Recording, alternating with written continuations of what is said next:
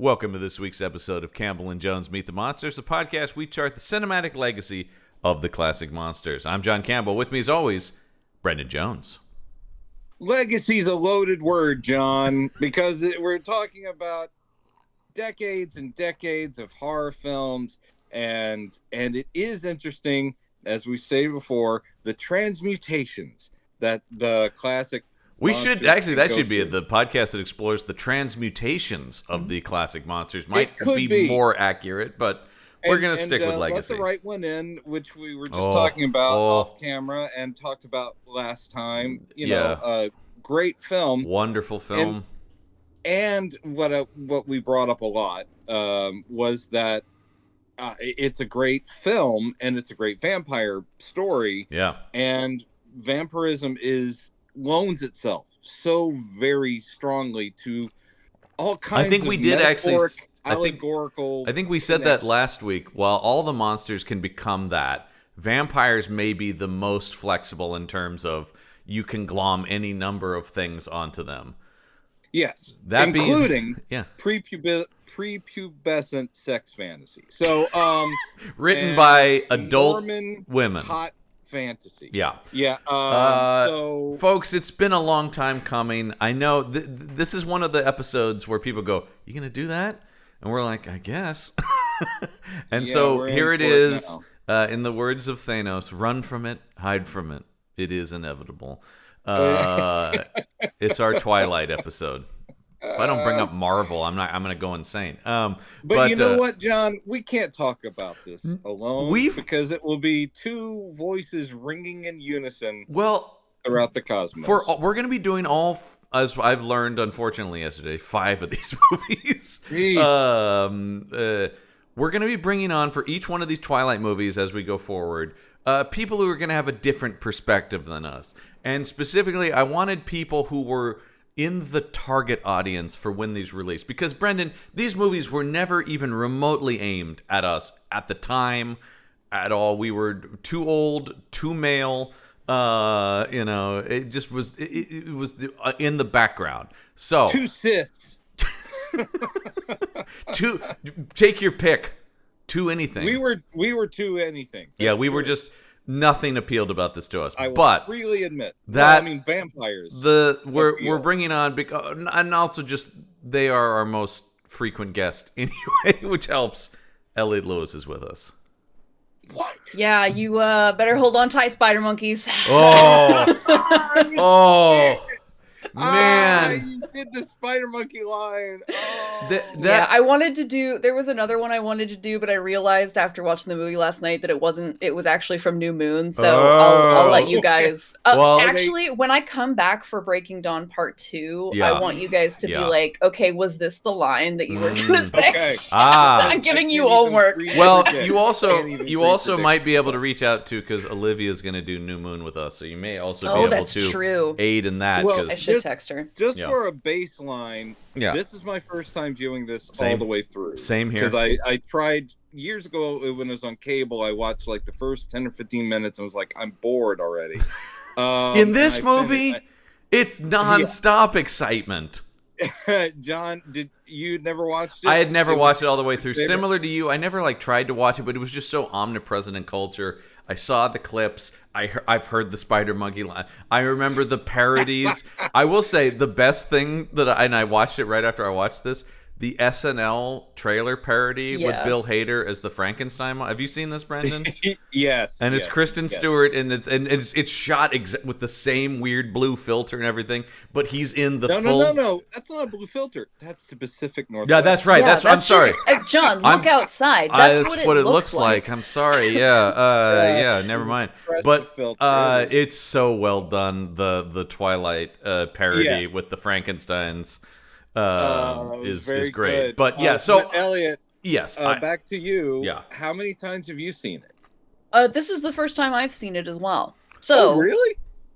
So the book came out in 2006, and that was prime for me. I was exactly in the target audience. 13? Yes. Yeah. 12, 13. Yeah. You would not have been able to avoid it. No. At that point, not. that's going straight in the vein right there. Everybody was reading it. I think I borrowed it from a friend before I owned a copy, but then I was I have to have this book. Yeah. I think I read it probably not a bunch of times, but more than once. More than twice. Yeah, probably. You're talking to and two people who have never read point, it, so yeah, you've got to I think at one point I owned all of them, except for Midnight Sun, which is Twilight from Edward's perspective. Oh, I don't think I ever read that one. I think by the time that one came out, I was literally E.J. No. E.L. James. No. That's 50 Shades. Oh, sorry. Yeah. Okay. This is my point. All right. Yeah. We all know that 50 Shades of Grey is Twilight fan fiction. Yes. Yeah. Is that why she did that book called Grey? I was just probably. Good Lord. More than likely. She literally just followed the exact roadmap. Yeah. Well, I think that's always just a quick cash grab too, right? I'm sure that was also the editors going, we made money from Twilight this way, why don't we just do this again? Yeah. Boy, I want to get in his head. All right, anyway, wow. Yeah. But anyway, you were very But familiar. So I was deep in the Twilight the mindset. Yeah. I drew fan art. I drew shitty 13-year-old fan art. Of course. I did 2 projects for my middle school lit class that were that were book reports, comic strips about Twilight and New Moon. I found them just the other day. Didn't have the heart to throw them away. Elliott told me about these. I think we were doing an episode of IP Squad, and you told me about these, and I'm like, I'm so glad we have you for the Twilight episode. Then, because however, because that's it, because you've never seen the movie. Because I've never seen the movies. I think Olivia and I tried to watch New Moon once when we were at her grandma's. You know what? And we both fell asleep. I know that's true, because when I asked Olivia what one to do, that's why Olivia will be doing New Moon, is because Olivia told me that story. So, yep. All right. Everyone's got a history with this thing. Everyone's got a history. But so by the time the movie came out, 2008? 2008 is correct. I was kind of it was a quick turnaround from being very into Twilight to being Twilight sucks, it's stupid, Yep. But also, a lot of people who were super huge fans of the book, people were like, oh, that's not Edward, and oh, what is this girl? She doesn't even, or she just looks so boring, and blah, blah, blah, blah. Wow. And, for the longest time, I thought Kristen Stewart was a bad actor, which I just feel so... just terrible about. I will say we're going to talk. Listen, the script is not doing anyone any favors in this. We'll talk about. I think both of the leads are very good actors. Yeah, but I also think they're both terrible in this movie. Oh we're gonna. Okay, all right, we'll get there. All right, sorry. But I had a not come to Jesus moment with this movie at all. I hope not. Good Lord. No, not at all. But I went along with the public backlash because it was. I was like, God, this has got to be a total piece of garbage, and I've made fun of it for years, and I made fun of Kristen Stewart for years because of her wooden acting. Is what people. She can do one thing, and this is this sort of angsty face, and that's all that she does. And no, my warm take is I was sitting there going look at this cast of very good people given nothing to do. That's okay. And I'm this is horrible dialogue. They're all lost in this. They're doing the job. Of course. I'm sitting there going, I don't think anyone else would be better in this. I should state that. A couple of beautiful young people who are very good actors, and they are lost in this thing. And I'm going, and you can. I'm glad that was able to pay for whatever house you needed. But that is not something they should put on their reel. I don't think they do. I think the thing that's the interesting thing about this is watching this in total now. The movie, aside from maybe one person specifically, everyone in this is I think a very good actor who I've seen be good in it. I mean, down to all the supporting roles too. They've got a lot of really good, a pretty good deep bench of character actors in this thing. Yes, Dad Cop. Billy Burke, I love. And Native American wheelchair guy. Gil Birmingham, all also. Of that, you're sitting there going like, love you, have seen you in a million things. You're great. Plus the great Anna Kendrick just walking through in the background. You're like, that's Anna Kendrick is one of the things that stands out in this, because I think she became really famous right after that, like quicker than Stewart and Pattinson even, because I think Up in the Air is pretty close to around this thing, and that really broke her in a big Oscar nominated way. So I think when you come back for the sequels, it's like you guys lucked out signing her for all of these on that first one, because she could have easily been like, I'm out after this. It's not fair comparison, because the movie I'm about to bring up is actually great and everyone loves it. But the kind of concentrated, awesome actors that will do better things reminds me of like Dazed and Confused. Oh, sure. Where it's like it's a murderer's row, and there are people that have like 4 lines, and you're like, you're going to go into great things. You're going to go into great things. You're going to go into good. And in this thing, it is this deal where I'm not going to say these are the best actors of their generation, but Robert Pattinson can do so much. Well, I mean, Kristen Stewart is, I think, still just getting started in a way, but she can do so much. It's interesting. And you sit there going like, oh, you will look forward. You can't tell what's coming, but better days are coming for I think it's interesting that both of them, unlike what I mentioned, like Anna Kendrick immediately gets into like better quality stuff. Both Pattinson and Stewart take a while, because I was also looking at the movies they made around this too. And like the stuff out of Twilight, Kristen Stewart doing that Snow White movie, Pattinson did a couple other like romantic dramas. They both take a little time to like figure out what they were so bogged down by the cultural the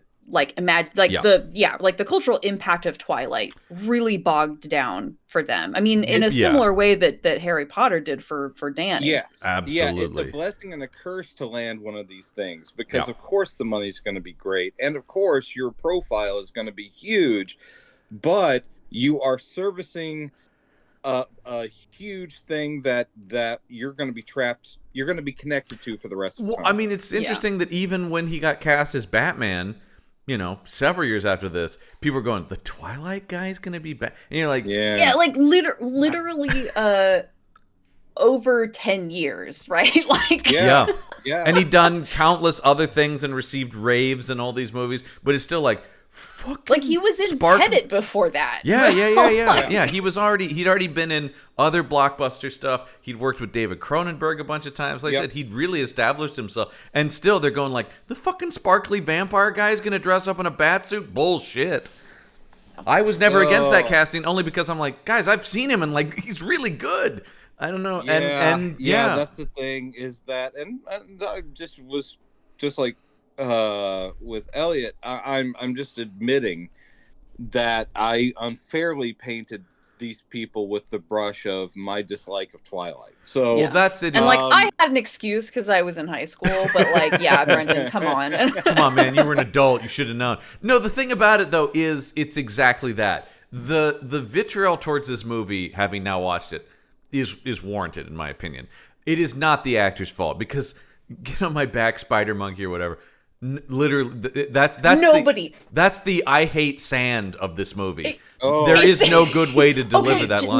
No, John, you can't say that, because so many things are the I hate sand in this movie. It's true. Like, it's true. What could you possibly? It's a whole movie. I was gonna say the Lion and the Lamb line, which is from the book, and I just don't think anybody could have pulled that off. I wrote down a few of these in my notes here that are like absolute just lines that will destroy a performance. And from what I understand, similar to, all of this is similar, because the How Did This Get Made guys have done the full trilogy of the 50 Shades movies, which is just recently.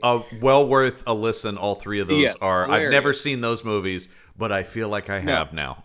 And also they bring up the thing that I think in a similar instance, the books are so huge, and obviously Twilight was as well, that I think Stephenie Meyer, even though she's not the credited screenwriter, I know she had a hand in. I think similarly, E.L. James and the parallels continue, is that I think Stephenie Meyer had in her clause, it's like, you cannot fuck with the book. She literally can't change dialogue. Yeah, the studio was like told her, like, give us a list of things we're not allowed to change. Yeah. Which is so, like, I don't think I've heard of a like that happening. Yeah. Except for John. But I mean, this will come out way after the IP squad about Stephen King. Years, but like, yeah. Due to podcast time travel, we've just been talking about that. Yes. Yeah. That's the whole thing of like that something that would be considered sacred, as in the lion and lamb, that has to be in there, and it is. You don't fuck with that, man. That's gold. And I think humans can't say. It is something that humans cannot say, and that's you're right. You're right, Brendan. And vampires can say it. That's right, but a vampire can say it. That's the difference. Yeah.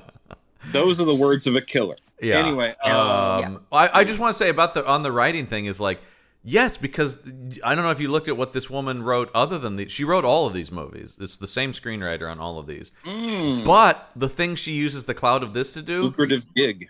The thing she uses the cloud of this to do is the Jessica Jones Netflix show. So she is a good writer. God bless. So I think that's interesting that it is like, I think it is sort of a thing where, yeah, it probably is an easy gig to a certain extent because you are under the mandate of that. And then you're like, I also really like these Marvel comics. Can I go adapt these now? You can't fault anyone for not jumping on the money train. Yeah. I mean, if I'm going to fault some people. There's a couple people I will fault on this thing, though. Yeah. Okay. But if I were a struggling screenwriter and they said, we're going to give you the first movie, definitely, and we'll see how it works. If it works, we're going to lock you in with a contract, even if I hated the source material, which I would love to hear the unfiltered thoughts of the screenwriter Melissa Rosenberg, we should say, by the way, yeah. But yeah, I mean, I would sign the dotted line. Yeah. That is a guarantee chunk of change. Well, and that will carry you forever, is if all these movies made so much money, regardless of what people think of them. If you go into a studio and go, I've written, 4 $800 million grossing movies, you're probably going to work for the rest of your life. Yes. That will always carry you. Luckily, there is talent there, as we saw with the Jessica Jones series, which was great. Okay. Yeah. Anyway. And she also wrote on Dexter during the good seasons. Okay. All right. So, yeah. Because, she's like anyone. I'm always want to blame the screenwriters least because we know how little actual influence they have on what ends up on the screen, sadly. Very true. Very true. So that's why I'm gonna really bash on Catherine Hardwicke a lot because I think this movie is horribly when you directed. said there are people, I was like, yeah, absolutely. Catherine Hardwicke is like probably right up there on top. I would say terribly directed. There are a couple of scenes in this that were well done. But there are many more scenes where I was baffled by choices being made visually. I think the van almost hitting her and him zooming in and is a great Superman scene. Great Superman moment. That was a great Superman scene. Yeah, I was all for it. Yeah, that's right. Brendan's literally wearing a Superman shirt as we're recording this. Oh, you just spoiled the magic for the listeners at home. By the way, Elliot, your kitty cat keeps walking in front of the camera. No, leave this in, John. Leave this in. And I keep wanting to reach out and pet it, and then I'm like, I'm on a screen, and I can't pet the cat. This turns to the constant thing we hear a lot on here, which is Brendan wants a cat. Yeah, I do. Anyway, moving on. My favorite part about him constantly walking through is that the color correction, because he's a tuxie, so he's mostly black, and the color correction keeps turning my skin into the skin of a killer. Yeah. Yes.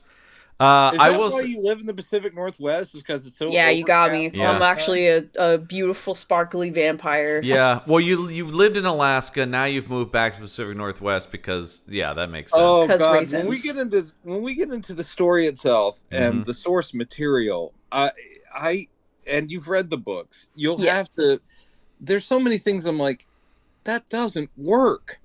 The whole thing of like when they first show up, the Cullen pack in the high school, and Anna Kendrick's like, those are the Cullens. They're mysterious. They live together with the doctor, and they've been here for years. I'm like, years? Because how long can they be 17? Well, I have a lot of. That's the stuff where I have a ton of questions about. Does that mean they were in junior high? Because they're only high school. Well, one of my favorite lines they say that is every town they go to, they try to see how young they can be read as, so they can start. That's a line in there because I love the fucking, well, we'll get to it, but the whole graduation caps and stuff, and I just going piece. It is really. I don't remember if that's in the book, but so the thing about this movie, and I don't know about the other ones, but the thing about this movie is that, with a couple of exceptions, it is like almost scene for scene. The book, yeah. Like. Well, I do think it's interesting since we mentioned Catherine Hardwicke. They do not bring her back to direct any of these, and they do bring on more experienced, better thought of filmmakers going forward. I think because also they have more money. Maybe they get better. I think at least maybe in look. Oh, yeah, okay, yeah. At least maybe in look. I don't know, but it is interesting that for as successful as this movie is, they dump the director right away. Yeah. And don't worry though, Brendan, we are covering the movie she makes after this though. So. What? Yeah, Red Riding Hood, her werewolf movie. Oh, okay. Wait, the one with Amanda Seyfried? Yeah, Amanda Seyfried and Gary Oldman, yeah. Okay, I might have to bully my way into that one too, because I watched that recently, like within the last couple of years, and it is not actually as bad as I thought it was going to be. So a banger? I'm putting you down. It's kind of a banger. I'm putting you down for it right now, Elliott, because once again, bully your way on. No one's fighting you for that, once again. I love when people come on the show and they go, I have to do that one. I'm like, yeah, there's no competition. Like, Gergoni does that a lot, where he's like, I have to claim that one. Yeah, Gergoni's like, I know you had Ibrahim on for the other Blades, but I got to do Trinity. I'm like, oh, Ibrahim expressly said he will not be doing Trinity with us. So, like, once again, no fight on, uh-oh. Whoop. That was a cat-related mishap. If you heard that microphone fall or camera or whatever it was, then that was cat-related. Yeah, that was my laptop. All right, so you're down for Red Riding Hood. Anyway, kick ass. Never seen that movie, know very little about it, other than I think it has a Gary Oldman werewolf, which I am on board for that. Anyway, let's get to this, though. Let's dive into... Yeah. Well, let's first talk about, the marketing for... Talk about when it just saturated the culture. The marketing of just these two faces on a poster and the, Here's the thing I'll say. Strictly it has nothing to do with what's inside. Mm-hmm. But I have to say, from the beginning, Twilight as a book, I think the logo, the idea of the book covers were all black, and you had a apple or you had a moon or whatever. I was like, it's like it's like really good, monochromatic black and white, except for like a singular red object. Yes, and I gotta say, from a graphics perspective, I always thought that was brilliant. They look good on a shelf. Iconic. Yeah, iconic. So almost as if they knew this will be huge as a book. Then with the movies, they keep that font. The logo looks great. Yeah. But now you're seeing your main characters finally in the flesh and the sparkly flesh. So yeah, it's capitalizing on these are two beautiful people. And of course, we can't also, I don't know if it was on this one or where exactly it was, but of course, then when they were actually dating in real life, that really buoyed. Boy, oh boy, did that help these movies, right? Because then it became, every movie was then a reflection of how much of this is real, right? I'm not going to be the cynic, but I'm going to at least hint at cynicism. I don't know. I certainly don't know their personal lives, and that should. What do you mean? You specifically came on here because you said you know Robert Pattinson really well. Yeah, he's my buddy. I call Bobby Pattinson. Hey! I got Bobby Pattinson on the line. I question, was that just marketing? But then there was the thing about her having the affair with that. The older that's also guy. The thing that makes me think no. Then maybe. Yeah, that was the thing where I'm like, good detail if it's true, because then it is like, they actually were a couple, and they, he had his heart broken, and She apologized. That became part of the press of the. We've been on with Kristen. We've been on a real journey. The biggest thing actually is. The thing that always got me about it more than their relationship was Donald Trump's obsession with their relationship. That was really... I know. His constant tweeting about, like, listen, Pattinson, you got to dump this girl if she's going to cheat on you like that. And you're just going like, I know. This is before he was in Why the hell politics does or this anything. man Even you're just care? like, I don't even remember this. oh yeah. Oh no. Oh look, is this a bit? It's you're no, it's doing? not a bit. I No. swear. He back. This is. You don't remember this probably because he wasn't in politics yet. He wasn't. But it was like just didn't have to think about it. Even I think The Apprentice was probably going off the yeah, air. it was near So he the was in end of that. between Yeah, time. yeah. And yeah, he apparently had opinions on the Pattinson Stewart relationship, and he would tweet about it. Jesus God. So sometime between 2009 and 2012 is their relationship. So probably after the more like the second movie, it seems like they started dating. Regardless. Anyway, but I'm saying I don't because this is not a show, but I don't care about celebrity gossip. But I'm just saying when you're talking about the marketing of that, then it became a thing where any paparazzi photo of them also was pressed for the movie. And then even when whatever happened between them and her and the director of the fucking Snow White movie that I mentioned earlier were spotted together, then everything also became that thing where it's all just the movie, their relationship, the character's relationship. How does this reflect back? And it just was a swirl of this stuff. And yes, I think that adds to what you were talking about, Elliott, where they were just so massively famous so fast.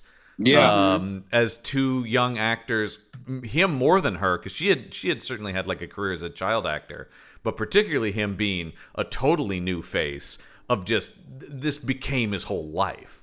Yeah. Yeah. And I love when he started balking, and basically a lot of his interviews were him giving brutally honest or sometimes very bizarre answers to I will stuff, say, because I think it recently came out within the last couple of years that he was like, yeah, I would just say stuff. Yeah. Well, because whether it was true or not. On purpose. God bless him. He was like, how do I amuse myself in this world? Even to this day, he really, and actually they both do. They like Robert Pattinson. Any interview I've ever seen with him, he seems like he would rather slit his wrist than be there. Really, like he always seems like he's like, I just want to act. I don't want to talk to this person from Minneapolis News Service or whatever about like. We Brandon, you and I went to. Of course we did. This is not even nerd alert because of course we did. We went to the pre-release fan screening of the Batman. We did. They always do at those things. I've been to a bunch of them. They do the cast going, we want to thank you, the fans, for being the first. And it looked like there was a gun cocked off screen to Robert Pattinson. It was hilarious. Doing that.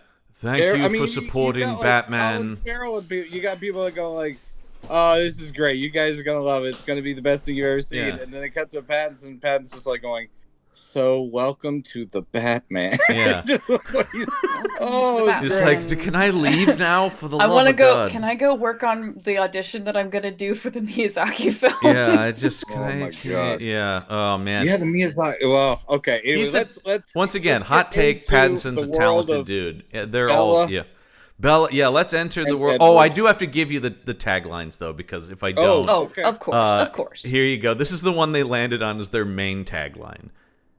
When you can live forever, what do you live for? When you can live forever, what do you live for? And then I like Brendan. An eternity of sex with a perpetually teenage person. Well, and actually, but not in this movie. No sex. No. I don't see no ring. This was written by a Mormon. They're not having sex till the third book when they get married. Yeah. Well, No. Hey, no spoilers out now. I know. 21st century Romeo and Juliet, where they really just said, what was the original classic missing? And that's lots of edging. Edging. This is edging the movie. Yeah. And the entire series, Blue Balls the movie. And it's blue balling himself too. It's true. She's totally also, DTF in this thing, man. And he is the romantic side of stalking as well, which I think is awesome. This whole movie is not since Phantom of the Opera have we seen such romanticized stuff. That I will say. We'll get into for it. Me, Bella. For me. That was the thing I was most surprised by in this movie is how much of a stalker. I did not realize that from the outside. Anyway, sorry, Brendan. Here you go. Here's marketing people getting paychecks for absolutely nothing. Including here's a tagline that I swear could be the tagline for any movie. I really do. I think this might be the most universal tagline. Nothing will be the same. That was a tagline? That's listed as a tagline for some release of this movie. Nothing will be the same. Now here you go. 3 words, a period after each word. So I'm going to try to read this as best I can. Forever begins now. Period. Wow. Yeah. Wow. Yeah. Wow. Wow. Yeah. Once again, as we love to do with those taglines, people got paid for that shit. I know. We've often said, whatever they're paying them, cut that in half, and Brendan and I would happily take it to come up with better stuff. You realize that was written by someone that then said early lunch. Yeah. Done. Forever. They finished that by I just wrote down 3 words here. Forever begins now. Let's call it for the day, folks. I think we did our work. Jesus, that's a job. How about, wait, I got an even better one. Nothing will be the same. Oh! Nothing will be the same. As you said, we could take a long weekend now. Literally, if I decide to put some Louisiana hot sauce in my macaroni and cheese, I could use that as the tagline. Because anything where an event occurs, I have added that hot sauce to my macaroni. That's just like you have talked about. Yeah, if a thing is different than it was at the start, then you can use that. All right, Twilight. Biggest surprise for me starting the movie, 2-hour runtime. Fuck off, Twilight. When I started this last night on Hulu. By the way, shout out to the good folks at Hulu for having all of these available. Oh, right. I know, and not making me pay for them. I know. I thought the same thing. Thank you. Well, you are paying for it. Well, but I'm not individually extra though. Yeah, I know. No money is. I don't think any money is directly going in. So it had ads. So, I had to pay extra to watch fucking Pet Sematary Bloodlines. Oh God! And I will actually say it happens on the podcast occasionally, and I give John hell for that was $4 that I just gave to terrible filmmakers. Yeah. But in this case, yes, it was on Hulu, but I have the ads, so you got to add on more minutes. And the thing is, too, movie. And with commercial breaks, I'm like, and look, God, I'm Mr. Movies need to be shorter, but as I always talk about, the kernel in the center of that is they need to be paced better, and pacing here, big problem in this movie right up front, big old problem. There's nothing wrong with a movie where the big bad is not introduced for about an hour into it, has little or no dialogue, and then we're expected to be, that guy we just met, he's after them now. Nothing wrong with that. That's perfect construction. Well, it would help if there was other stuff in the movie you were interested in, but it really, that is the thing about this. When you talk, I was worried about prom. I was very worried about prom. And they really do make you wait all 2 hours to get to that fucking prom, which was and it's really not a great prom. Well, I will say, it's a town of barely 3,000 people. So Forks? But love me some Forks. Bella, she's gonna be with Edward. We all know that. Thank God she's there to redirect all the affection that is given to her by everybody in this town. I love how they're trying to set it up as I'm the awkward outsider. I'm starting school halfway through a semester, which I did around that age. And I'm sitting there going and how many people asked you to prom, Brendan? Countless. Not so many. But what I'll say is, I just suddenly heard, "Hello, darkness, my old friend." Yeah, exactly. Yeah. But in this case, what I love is, this is a have your cake and eat it too thing. Yeah. She is the awkward outsider for all of 2 minutes. Yeah. She's instantly glommed onto. Yeah. She's obviously beautiful. And then everyone wants to be her friend. Yeah. Everyone is her buddy, and everyone's entranced by her. Crazy. And luckily, as I was saying, she's able to redirect, oh, hey, goofy guy, why don't you hook up with my goofy gal friend? Which and I hey, did think was delightful Asian friend. Why don't you hook up with my other ethnically appropriate friend that's not here? fucking great. I was sitting there going, oh boy. The Asian guy guys, couldn't get... the race, we haven't even touched on the Quiute tribe yet, but the race stuff gets worse. Oh, good. I have. Good. Yeah. Once again, all things can be summed up by Mormon writer, right? It's all. Yes. It doesn't matter how many major studio mainstream liberal Hollywood stuff makes this. That's always going to be at the center of it. This is pretty conservative shit.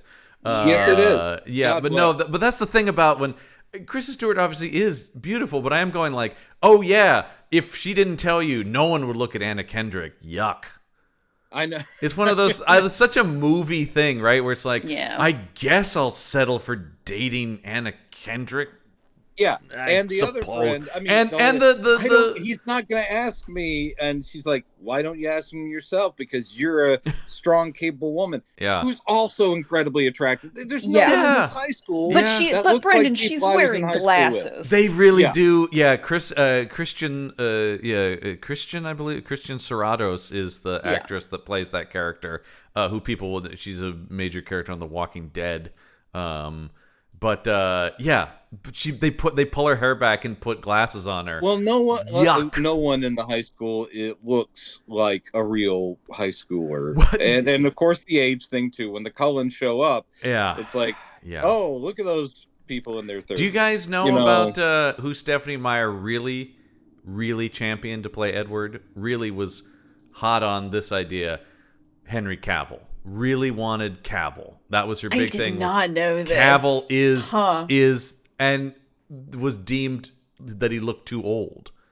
Was why they didn't go with him. Although it's very interesting because it's like, Pattinson looks pretty fucking old too. To be a high schooler. He does not look like he's eternally 17 here. No. He looks like a person in his 20s. Yeah, clearly. I mean, maybe Cavill looks a little older than Pattinson, but I think they're roughly the same age, and they both look like contemporaries. Wow, Superman and Batman were both up for Edward Cullen.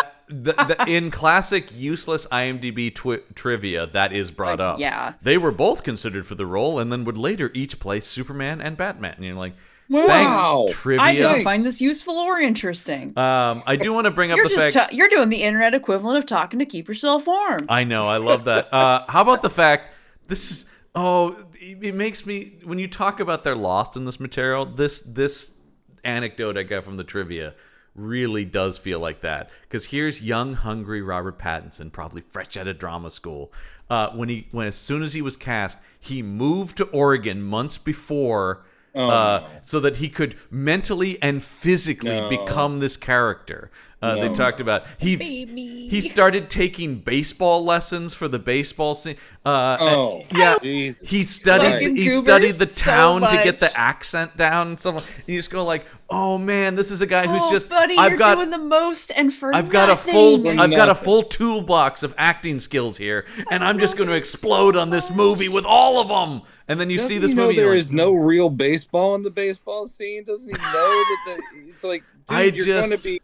I just love. He needed to become his character physically and mentally, is what it says. Oh God! You know he wasn't doing that shit for the sequels, though. Like he knew at that point, I think. But and I will actually say, I've got Edward down. his American accent, totally fine. Yeah. He doesn't talk loud enough for it to ever really matter. I was surprised by his voice. I will say that it was a little. I mean, I think maybe because I know him older and in more serious stuff, I was surprised at how soft his voice was. I guess. Now, to be fair, I've probably seen him most as Batman, so it's like so when he's but also this is a choice that he's made, and it is a thing about you're supposed to. God, he's such a wish fulfillment thing, as is the entire Twilight thing. Yeah, he is the goodest bad boy ever. Is the whole thing. Like I only very recently got on the I'm attracted to Robert Pattinson train. Elliott finally joined the rest of us. I know. No, it took me a long time, and it's weird what did it for me. Yeah, we've talked about this, but go ahead. Yeah, I've talked to Brendan not Brendan, you're right here, to John about this, but I watched Tenet a couple of years ago, and the part where they're on the cargo plane and he's lying in his cot explaining particle physics or whatever, looking like a sleepy little fuckboy. I was like, son of a bitch. I love damn it. Up until then he was just my goofy little guy. Yeah. he's not conventionally attractive, but that is one thing that does work for him as he is in a certain capacity. I mean, it's certainly very British attractive, though, right? It is the lanky build, the pale skin, Goblet of Fire, and you go, that is a handsome young man. He's got the floofy hair, and everyone's like, oh, of course. The hair. It's all about the hair in this movie, all right? About the it's hair. all about. And, they've and, really.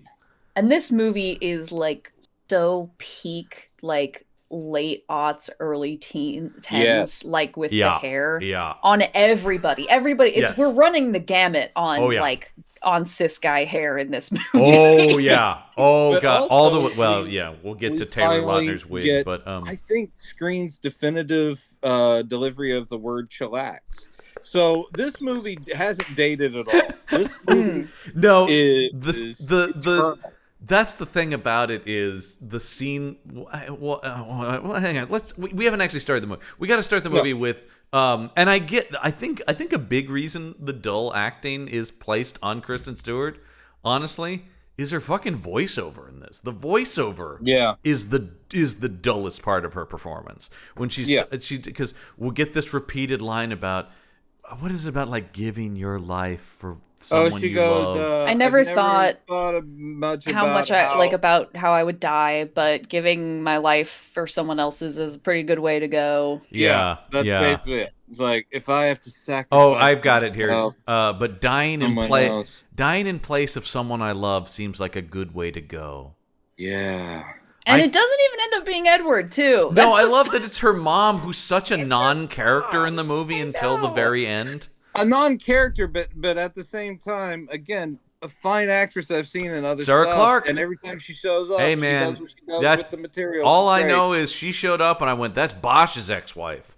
I know. But I know you might know her. The other thing, because I was a huge 24 fan, and she was one of the central villains on 24. By the way, Brendan's still married to Xander Berkeley, Sarah Clark. They got together first season of 24. Wow. They're still married. Two of the 20. I'm very happy 24, for both of them. Yeah, I know, yeah. Well, and also, I mean, look, Xander Berkeley, not a bad looking guy, but married way, way, way up on that, I'll just say. But anyway, yeah. Oh, you didn't like Hollywood gossip, John. I know.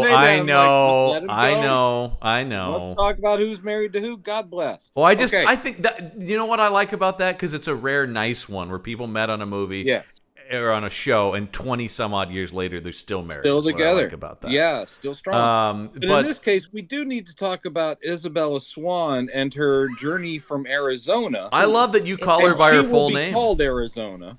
Yeah. By the one nerd. Well, and you know what's great is she really looks like someone from Arizona. Well, but that is part of it.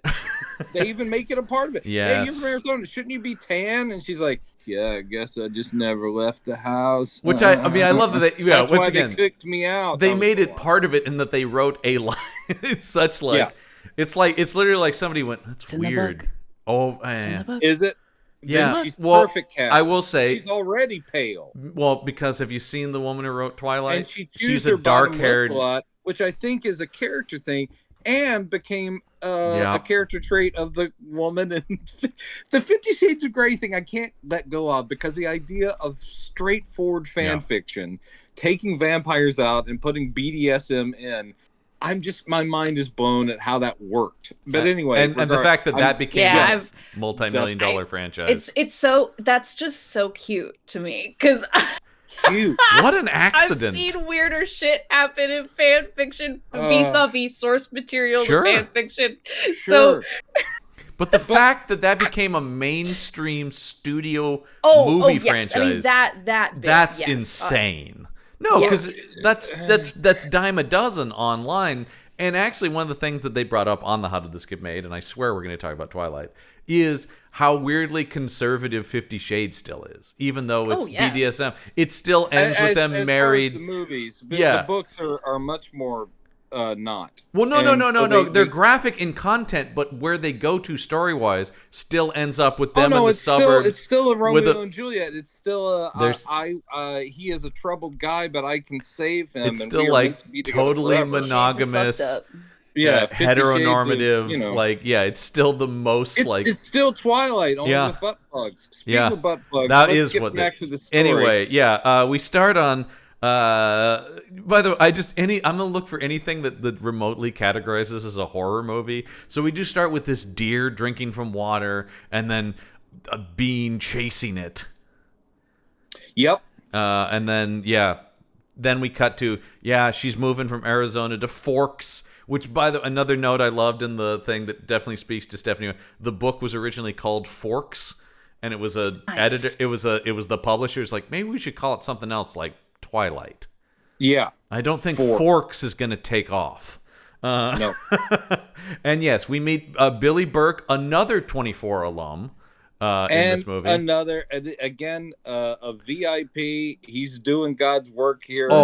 And a guy who, you talk about a guy who just shows up and does the work, Billy Burke. Like you said, in a million things. Always happy to see him. Really solid character actor. And is doing... Talk about he's kind of the opposite of the Pattinson Stewart thing, where they have to do.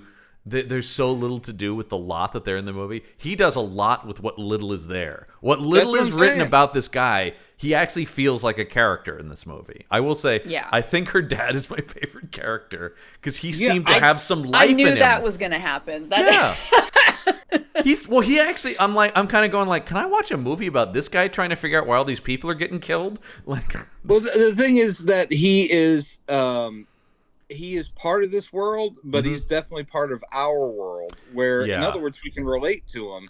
And, they're trying to make this vampire human romance relatable, as in, haven't we all been there and these kinds of things? And especially when you're a teenager, and most of us are raising our hands and going, no, this is so overblown and cheesy. That's it. Everything the father says, I'm like, that's the question I would have asked. Because I think you hit the nail on your head. One of the things that I struggled with in the movie, and I think this adds to the pacing, is there's not a lot of conflict for the main characters. She pretty quickly accepts that he's a vampire.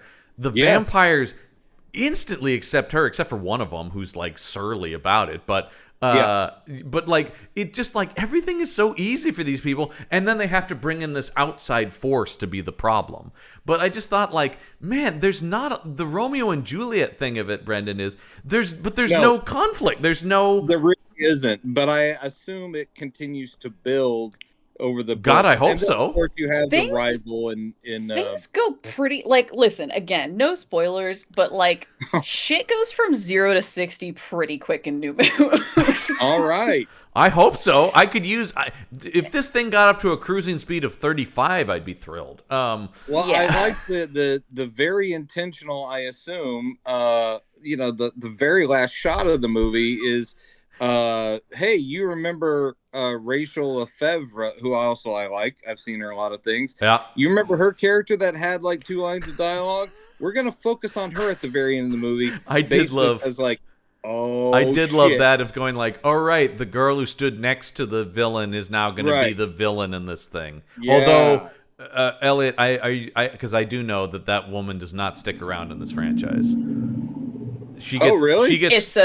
She gets swapped out. I don't know. Bryce I literally don't. Point. And I'm trying to remember. Recast. I'm trying to remember what happens to Victoria, but like, I don't think she shows up again. Like, I don't know what happened. I don't remember what happens to her in the book. I know that character shows up because there was a big thing about that woman leaves the franchise, and Bryce Dallas Howard ends up playing that character in later movies. Really? Yeah.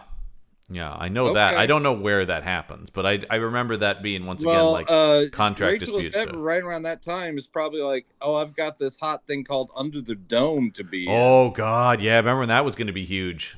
Because it's such a thrilling. She's really good in it, but the show's no. She's a talent. I mean, actually, there were a lot of good people. Much like this movie, there's a lot of good people in this movie. Anyway, yes, yeah. Immediately though, I got to say, like, and this is all on the writing, and I'm blaming. I'm going even back to, it's got to be from the book. Like the when she gets there with her, it's such sullen teen. And like I said, I don't think it's on Stewart for being this. Anyone would have been the same level of... And in fact, there would probably be people more insufferable than her. But immediately she shows up with a like, I don't want to be here. I don't connect to my dad. This town sucks. My dad has a mustache. Ugh. Yeah, she's like, there's like only 3,000 people in this town. all of whom are going to immediately love me, basically. But I don't care. I don't including be here. Loggers, and it looks like Twin Peaks. I gotta say though, I did think, even though this is like a studio film that ended up making a ton of money, I had to look what it cost, and it's 35 or 37 million, and that's about right, because I will say there are not a lot of people around in this movie, even in a small town. Like, they go to the diner and there's like 2 people in there. You mentioned the prom, Elliott, earlier, and I thought, like, there's like 20 people tops at the prom. Like, it's very clear. The movie looks studio, but you know, it looks polished enough. They have good cameras and stuff. But I did start to notice just how empty a lot of the frames were, and it's mostly just the main characters around. And I think that is definitely where it's like, we have faith in this thing, but it's untested. They'll get more money as the movies go forward. One thing I do love is that in this tiny little Washington town, 3,000 people, you could probably end up really knowing everybody, or at least being aware of who they are. But even in this tiny little Washington town, there can still be a roaming gang of toughs who are out to, you know, rape and terrorize a young woman. That scene, that's in Port Angeles. Oh, you're right. Yeah, that's right. That's crime, bigger town. AKA Crime Town. Crime Town. Because that scene did make me laugh. That once again, we'll get there. I'm sorry. I don't want to. I'm trying to stay on track with this movie. Because when you talk about people, her being distant and everyone's going to love her, that's immediately, because almost immediately we meet Jacob, who I do think is the one member of the cast that I do not think is a talented actor, is Taylor Lautner. He just, and that is shown. Everyone else has gone on to do other stuff. He tried, and America was like, no. I get the attraction factor. Good looking guy, of course, yeah. I get it, and he's at least charming in this to some degree. Fine in this. The thing that I was shocked by actually watching this movie is how little of the triangle is actually important to this movie for how much that became the pop culture conversation. I have to imagine that's going to be a bigger part. I'm sure it builds and builds. Yeah, well, because looking at even the posters for these, he starts showing up on the posters, and she's between the 2 of them and stuff. But I was like... It's pretty. That's the thing that struck me about this, is like, it's pretty quickly just like she's just with Edward, and that relationship is only threatened by him. The constant, the 18 scenes of Robert Pattinson going, "You've got to get away from me." Oh, yeah. dude. And I'm just listen. Okay. Yeah. My main role here is to just sort of like drink in this like Schadenfreude. I will say, people, this is not a video show, so people can't see that every time I look over at Elliott's screen, there's just a smirk on their face, like, And so I'm always like, oh, I've clearly stepped on some landmine. Like, it's so beautiful to watch you guys experience this for the first time. I hope people enjoy listening to it. This like, what happens with this love triangle? Like, how does that get all? And I'm just sitting here like, oh, well, look, but I no actually do know, because I worked in a bookstore for a long time. I know how all of this turns out. I know the big plot I have twists some throughout the series. inkling. I have some inklings. Yeah, but at the same time, it's just like I had never dived in, and now that I'm having to watch this, I just sit there going like, oh, I can't wait for the birth of the baby, and it's like, oh, yeah, I know about that once again from, because the imprinting on other podcasts have talked about it, and So, but I never absorbed it because it didn't really mean anything to me. So, like, as you're saying that, I'm like, no, I've heard that, but I was always just like, that sounds dumb. I will continue to not watch that movie. But we have to now. But now we have to, yeah. So that's the thing that was the thing that was weird about watching it too, was how much I had absorbed of it from culture. So a lot of my reaction is like, oh, it's interesting. Like the Jacobs, it's interesting how little he's in this, because I was ready from moment one, this is going to be who's she going to choose, and instead you get Taylor Lautner in a Party City wig. What is that wig? Horrible. Oh, it's so bad. It's so bad. Like, he's Native American. He has to have the long. But I think from like the promo images and trailers I saw, they ditched that instantly, right? Well, he gets a sexy haircut. Yeah. Yeah, but it is really interesting how he never takes his shirt off. Yeah, he never takes his shirt off. He really isn't portrayed as hunky in this movie, is what I was kind of, I guess, struck by, because it was always like he was the hunky one. Pattinson once again the promotional materials is like Pattinson's brooding, but he's pale and lanky and British, while Lautner is all six-pack and hunk. So it was interesting to me that he really isn't that in that. John. Oh no, they're taking their time. I'm gonna OD on those abs eventually, but what I find hilarious both in the source material and in the movie is just, as we said, the delivery of Bella becoming aware he's a vampire and you need to stay away from me because being near me puts you in jeopardy, all that stuff, and her going no. They already, by the end of the first movie, and I would assume the book, have stated their eternal love. There is, that's like a lot of relationships. Yeah. No, I'm they're going like 17-year-old her and 100+-year-old him. They have basically already said, we're husband and wife forever, and I'm going to watch you sleep, and it's going to be awesome. Crazy. Like, I'm used to that and stuff, but it really is insane when they get that whole scene where they're talking about how they eternally love each other, and I'm going, didn't they meet like a week ago? Like, yes, a 17-year-old girl, possible. But he should fucking know. But that's the thing that that's my broadest thing in this. My biggest question is, why do they keep going to high schools? Oh, that's a huge one for me, for the Cullen family in general. Wherever the Cullens go, they could easily say, I homeschool. Yeah. That would, whatever community would let them off the hook, and therefore they wouldn't have to keep going to biology class. You're telling me that Kellen Lutz couldn't just be working and saying he's 30? Yes. So all the Cullens are sitting there going like, dude, why do they keep doing this to themselves? The idea of having to go back to high school year after year for centuries. Like, number one, that sounds awful. That sounds like hell to be in high school forever. Oh, God. But I like how it's like he already knows the answers to these quizzes in the biology class. Well, I will say the other thing is, you would also think if they were constantly going to high schools as vampires, and this is very much a thing we bring up on a lot of these movies, Brendan, maybe draw less attention to yourself. God, they walk in and you're like, oh, those are they're beautiful. When they walk into the cafeteria, God damn it, I gotta stay on track here. I know, because actually we are about at the scene, because she goes to school, she meets new friends. There's the immediate. I love and I'm sorry to I don't know what is his character's name. The Asian guy who writes for the school newspaper, Eric. The way he just scoots up to her the second he's just like, he's like, hey, how you doing, new girl? I write for the school newspaper. We got to talk about stuff. And it's my job to be like the ambassador of our school for you, who's new, and you're awesome. So tell me your whole story. Yeah, yeah, boy, oh boy, he is too much right out the gate, man. Coming on way too strong. But and then she meets Anna Kendrick and the other guy, Mike. Mike, the supposedly funny one. That is the guy we're supposed to relate to, I think, Brendan. Yeah, it didn't work. Yeah, he's the ducky of it or whatever. Holy shit, I know this guy. Sorry, I had to look up the guy who plays Mike.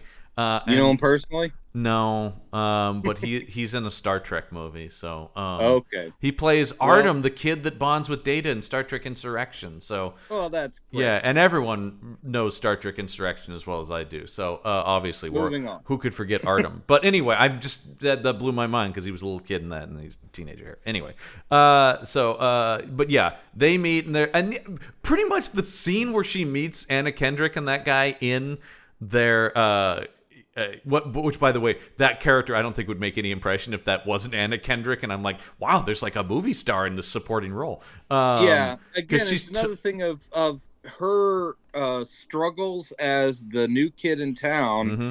But there's no struggle. No, that's what I'm saying. It's like instantly warms to her. They like her. They want her to sit at their tables, and I'm like going, is not realistic. They meet her in gym class, and I thought it was like the Step Brothers thing, basically, of just like, did we just become best friends? Yep. Yes, that's exactly. Instantly, she's just. Well, yeah. So the whole this is like a wish. Everything in this is wish fulfillment from top to bottom. Oh, yeah. As a like car everybody speed wants bike. to be, everybody dreams, well, not everybody, I'm using this like, broad language. Yeah. Like, colloquially or everybody whatever, right? dreams Like, about like, oh, go to this small town and I'm very awkward and like I'm klutzy and like it's all just such classic the klutzy archetypal shit drove me up the wall. I hate that. Yeah. It's the worst part of the whole thing. Yeah. Because like there are moments provide excuses when she gets injured in combat, and she can go, huh, "What? Oh yes, I slipped down the stairs." Because you know me. Oh, it's just crazy. Yeah. You know how klutzy I am, and everybody's just like, there are moments where like there is you can see a person in Bella Swan, and it's so sad that those are there because the rest of the time, it's like pulling teeth. Those moments just highlight how empty the rest of her character is. Yeah, is exactly right. It's anyway. Yes, immediately she makes best friends with these people. Who I looked up what Anna Kendrick's character's name is, and it's Jessica, and I'm still like, that doesn't even sound right. I watched it yesterday, and all my notes just call her Anna Kendrick, of course. But and apparently, I was just watching. She did one of those career retrospective video YouTube. I'm always watching those. And she apparently improvised a lot of stuff, and then it became the norm, I guess, in future movies that they just started underwriting that character, going, "Well, Anna's funny; she'll come up with something." So I think we'll keep an eye out for that in later stuff. Is any charm is, I think, just Anna Kendrick. I don't think it has anything to do with anything they're writing, and even the filmmakers know that at a certain point. Yeah, she's great for what she's doing, but again, she's got nothing. Well, that's it exactly. She can also do that. I was just going to say, because her character, I don't think, affects the plot in any way. No. So it is like, oh, we'll just bring in this person who's naturally very funny and charming and let her just kind of be herself and improvise stuff, and then we'll get back to the scenes that matter. Also, because her character is completely non-important to the plot, other than being like a high school pal. I mean, so there's a lot of freedom there where there's no worry about her going, man, do you ever notice that you don't see Edward Cullen out in the sunlight? Yeah. Though she does have similar She dialogue. Just is. I mean, she's here for, because this is the scene where the Cullens all enter. And it is so crazy to me to think that anyone, and I said I was watching it with my sister, and I would just multiple times go, and you thought this was good? You thought like the scene of them all walking in slow motion 2 by 2 until just sad, sullen Edward is behind them, and I'm going like, how was this ever taken seriously as a film? It's so goofy, them walking in slow motion like, yeah, we're the fucking sexy Cullen family, and we all date each other, and that's weird. That's another thing too. Another way to draw attention to yourselves is, those foster siblings are hooking up. Yeah. And I would say if 2 of them got together, okay, that could happen. The fact that there are 2 sets of couples in this, something weird is happening in that house. Social services are paying a visit, right? Yeah. Plus the fact that the foster father, Dr. Cullen, looks easily the same age as his children. Yeah. Peter Facinelli, another guy who has been good and stuff. I like that guy. Good actor. And I do too. Looks goofy as shit with that bleach blonde hair, though, I will say. What? Great look for him. Seriously. But you know what I like? The thing I liked about that guy that I read in the trivia, and this is a note to actors, do this kind of stuff. They cast somebody else. He was the second choice, but he wrote a handwritten note to the director going, thank you for the opportunity. I hope we get to work together at some point. Then when that guy dropped out, they're like, call Facinelli. That's a class act right there, man. And that is how you have a long-running career like his in Hollywood. I don't remember my favorite story from him about this movie series. I think it was from the first one. I don't remember who the interview was with though, but I just remember him being like, so we had to like go into Portland for some of the filming. So, and I had heard that like Portland was like a super like full of like really nice people, and I was really excited because like you go a lot of places and like, people on the street are just like super rude, but I'd heard the people in Portland were really nice. So I'm walking down the street one day, and I'm passing somebody, and it's the first day I'm there, and I smile and wave and say hi. And the guy's like, fuck off. Yeah. I'm like, okay, well, never mind. We're still a city. There's still an attitude here, man. Don't we don't get need it twisted, we don't bud. need that. But no, well, I think he, like him. We'll talk about Elizabeth Reeser, who's an actress I love, who plays the mother of the Cullen clan as well. Like the Billy Burke, they must have such a bizarre relationship with this franchise because none of the heat was on them, but they're in all of them, so they're just on the fringe of this cultural phenomenon, but nobody cares about them because they're the adults, right? It's the same with Gil Birmingham, who is Billy Black, Jacob's father, right? There you go, Jacob's father. Yeah. And he's awesome. Great actor. That guy, he shows up. Yeah, great actor. And he shows up and he just does his little bit. Yep. And you go, thank you. And I hope he had a good time, hanging out in the Pacific Northwest, making that money, and realizing that the success of this doesn't weigh on him at all. No, these are the parts you want. I would be thrilled to be, 10th lead in a Twilight movie. They call you back each time. You work a couple days. You're getting paid probably very well, especially in sequels. I would like to be like a high school friend of these people, or like the dad of somebody. The other guy I thought, and he's another actor I've seen a lot, is Jose Zuniga, who plays the teacher, the biology teacher. Yeah, oh yeah, great couple scenes. Literally nothing rides on you at all. One thing I love is, according to this movie, you only have one teacher and one class in high school. And it's biology class. That's another indication of the budget. In another class, there's only one teacher representing teachers in general, and he's great. And I'm sure his class is great. But I'm like going, do they not have history or English or what's not going together? It's the only class they have together, Brendan. Well, and let's talk about the first time they meet in this class. Because you mean when he sits basically in front of a stuffed owl with its wings outstretched so that it looks like the wings are coming from his back? Wow, you know what? I didn't pick so subtle. I must have missed it. That was so very subtle. But it's my image of this movie, just from the pop culture thing, is they just stare at each other for 2 hours, and kind of actually a little bit. This moment though, when she walks into class and they lock eyes, and then I could not figure out what in the hell he was doing in his performance, and that's on the movie, I should say. But because he's suddenly like, she's like, oh, this guy's hot, and he's like, ugh. Well, what I love is she's standing in front of a fan, which of course blows her hair around a little bit, which is odd because this entire movie seems to be taking place in the fall and winter. So I'm not quite sure why there's a fan blowing in the class. Yeah, but it blows her hair. But also the idea is kind of like her scent carries across the room, and his hyper vampire senses. He's like, oh God, I can't even take it. Basically.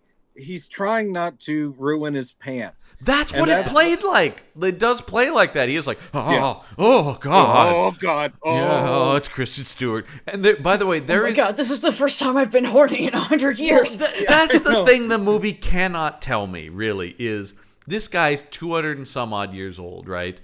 And this is the first time he's ever met it. I know. I don't know how many Twilight fans are listening to this, but I can already hear because of course I know that there's the scene where he's like, I can read everyone's mind but yours, which makes her intriguing to him or whatever. But it's just so interesting. Like I said, she's a 17-year-old girl, meets a guy who's mysterious and hot and falls head over heels for her. That's totally normal human behavior. Her side of it is completely normal. His side is criminal. It's so weird. But it's also actually like, in 200 years, I've never considered the idea that I could be in love with someone, namely because my family hasn't found someone to partner me up with yet, which it seems like that's the thing. It's like all the other people. Also, with all these advances in medicine, Carlisle hasn't found a person that's dying who he thinks would be a good match for me. Sorry, Edward, she wasn't right for you. I come into the hospital every time there's like an underage girl who's dying. I come into the hospital and Carlisle's like, what about this one? And I'm like, nah. And he just lets her die. Yeah. I just don't think she's right for you, Edward. Also factor in that Edward is the Uggo of the Cullen clan. And that's clear from the start. Hideous. Poor guy. Let's be honest too. Carlisle is also picking hotties. And right? also, John, I think he is supposed to be only about 120 years old. Okay. Oh, I'm sorry. I gave him way too much. He was. Never mind. He's a baby. In the 1918. That's influenza. right. That's right. That's right. Anyway, sorry. Never mind. He's just a baby. Hottest scene in the movie. Oh no! I mean, right? They really can't. They really can't get for as conservative as this story is, both the book and the movie. Right? It is really hard to get away from the eroticism of the vampire fight. It's inherent in it. Yeah, right. I mean, that's another thing where people always talk about why are vampires the sexy monster, and some of that there's a penetration and a sharing of bodily fluids. Yeah. I mean, there is a sexuality inherent to vampires that, yes, no matter what you write them doing. For some guy dying of the flu in 1918, a rather hot young gentleman, and he's like, you know what? Turn you into a vampire, and that feels very Interview with the Vampire, right? Yeah. Very much so, but I do. And Carlisle Cullen, bisexual king, also does the same thing to Esme in the very next bed. That's hot. By the way, I love that they're like, yeah, vampires have different powers. Well, actually, the only ones we really get a look at are him and Ashley Greene's character. Other than that, I don't know. Does anyone else have powers? Oh no, the big bad is the best. Tracker of yeah, that is true, but it just seems like Edward's I just love the idea of guy. Yeah, Alice he can also read minds, precognitive dreams, and read thoughts. That's right, and Alice has precognitive dreams, and then there's the bad guy who's the best tracker. But then they set it up like a movie's gonna do this, where it's like I do this, she does like an X-Men kind of thing, right? And then instead it's just like they just stop at those characters. What does Kellen Lutz do? Who the fucking knows? Cullen girl who doesn't do anything, but her superpower is being a bitch. Rosalie, who's just like, and she's so good at it. She just walks around. No, I don't remember if they go over everybody's powers in the novel, but we will get a closer look at everyone's. I hope so. Special abilities. I guess forward. I do have to Is keep. It perhaps in another baseball scene. Oh God. All right. So anyway, no, thank God. Blessedly, baseball is only present in this one. I'm pretty sure. What? No, isn't there one that's the werewolves versus the vampires? I don't know. Oh no, you're so right. They do play baseball together. Oh my God, I forgot about that. I think that's in one of the Breaking Dawns. Of the public discourse about it. Haven't seen it. But I remember that there's a werewolves. All I remember was hearing there was a dumb baseball scene. I thought this was it, but the idea that there's more, sure. I think this one is the most iconic, though, mostly because of the use of Supermassive Black Hole. Which is way too cool. Song. It's a great song, but way too cool for what's on screen. It's completely like the cognitive dissonance is. Also, I will say it's a breakout scene because it also explores how a costume designer doesn't know how baseball caps fit on women. Oh no. Because you have Reeser and you've got Kristen Stewart, and they're wearing baseball caps that look like they're 3 times too big. Yeah. Because they don't want to mess up the hair underneath or something. What is going on? Here's another. Speaking of like Playmobil characters. They did, yeah. Speaking of the hair, here's an interesting thing I got from the trivia as well. Kristen Stewart is wearing a wig in this movie that just looks like her own hair because the hair department said this would just be easier. Then we have to just put the wig on her. We're good. It's a time-saving thing that they just put a wig that already looked like what her hair actually looked like, just so they wouldn't have to mess with it. Convincing because she looks like Kristen Stewart's. But I just love the idea of that was just a time-saving measure according to the trivia. Great. Then all we have to do is style the wig and plop it on her. So perfect.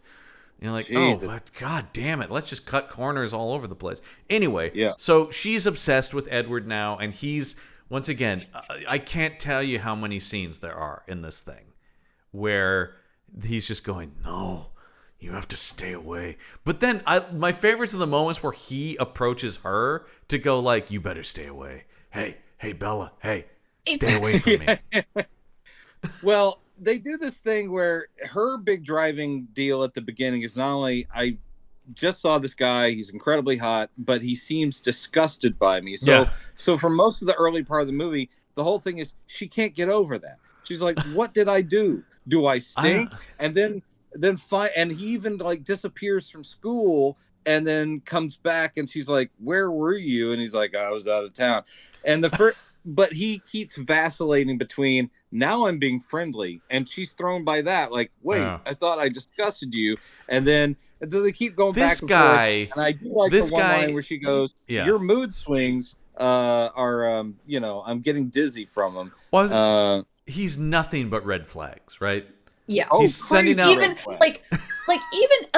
I will say, like, I had an Edward Cullen phase. Like, look, obviously. we all did. Okay. But I had an Edward Cullen phase in the beginning. And like, even now as like 30, like, my fucked up ass is like, nah, I don't think so. Well, because it is like, think so, actually. He's disgusted by me. I better get closer to him. Something broken in Bella. I get the what's your problem impulse. Absolutely. Right. 100%. Yeah. The flashes a teenager. The flashes of like again, like these very upsetting, disappointing flashes of a human character in Bella Swan, of her being like, okay, like literally, what's your deal? And like, if you don't, like, why do you keep talking? Like, literally, why do you keep talking to me? Right. But then that just goes away so quickly. It's so disappointing. Well, that's another thing too in the structure of this movie. Their relationship, it doesn't build in any kind of naturalistic character. Right? It goes from like, what's your deal, man? You seem disgusted by me, but you're also attractive to, we're massively in love and destined to be together. There's no real like, and especially, that's the thing I thought about too. And I go, wait, there's 4 more of these movies? I'm like, where else is there to go? If the centerpiece of this story is this love story, it doesn't feel like there's much more road for this relationship in terms of a story. This movie could have ended with the wedding. I mean, it could have, just because they've already decided. It almost does. I mean, the prom structurally plays like a wedding in other romance stories. Yeah. Mm-hmm. So it is. There is no build. It is the intriguing mystery of him. He saves her life, and then she's like going, "Oh, and you're supernatural. You're my man." It's just instantaneous. You're my man. Until I get a look at the werewolf guy with his shirt off, and then maybe I'm. But even though, animals. But from what I gather, once again, just being from the outset, it kind of never really is much of a threat per se. Because I mean, look, I know she ends up with Edward. Spoilers for everyone, and I don't know how much they really challenge. We'll see, I guess. Anyway, well, you will see. The amount of times in my notes I write awkwardness ensues. Is a lot. There's a lot of just. The other thing I noticed, and this had to be a direction because they do it so much. There is so much interaction between characters in this movie that aren't words and dialogue. It's just people going, oh, yeah. Yeah. So much. I mean, so much that, like I said, I shouldn't be noticing them. Like, they're doing it again. Like, endless close-ups of people either longing or close-ups. Regretting or wondering. Yeah. And again, the only way this works over a 2-hour time span is the fact that they are both extremely attractive. and I'm the camera loves these two. Guy, but it's true. The camera loves them. And it's fascinating. Yes, the camera loves both of them. Yeah. And it's like, oh, I don't think I've really noticed before her overbite. And then I'm like, her overbite's adorable. And I'm but it helps that she's constantly biting her lower lip to further emphasize that in this too, the right? Character thing. And I'm just like, oh, okay. And then him with the broody, and then you go, oh, now I understand why people are going, he could be maybe a Batman. Because it is actually very obvious casting. Yeah. It was pretty much just once we found out he could also act well, it's like, it's a hop, skip, and a jump to broody Bruce Wayne. Well, unlike the filmmaker herself and the script, I'm going to actually jump us ahead because basically it's the big question of, and he saves her life when a van almost slams into her. It's in a very superhero-y moment, as we've talked about. Very superhero-y I'm also moment. trying to figure out this van. By the way, the rest of the teenagers, the rest of the classmates, they don't even read it as that at all. The other thing I thought was so funny about it is she just keeps going, I don't know how you got over to me so fast. I'm like, why are you not starting at his hand indent? She eventually says that, but first she's really fixated on how'd you get there so fast? I'm like, well, that's what I'm surprises sorry. me about the other people, involved. That's clearly a hand mark stopping of the. So no one has commented on that. No one else realized that Edward Cullen was clear across the parking lot either. Yeah. I'm like, okay, so only she noticed this. Yeah. But yes, this leads to she's like, oh my God, and she gets this little backstory, and I know that Elliott wants to talk about this backstory, sort of, from Jacob, who is Native American, doesn't go to the same high school because his tribe has a reservation high school.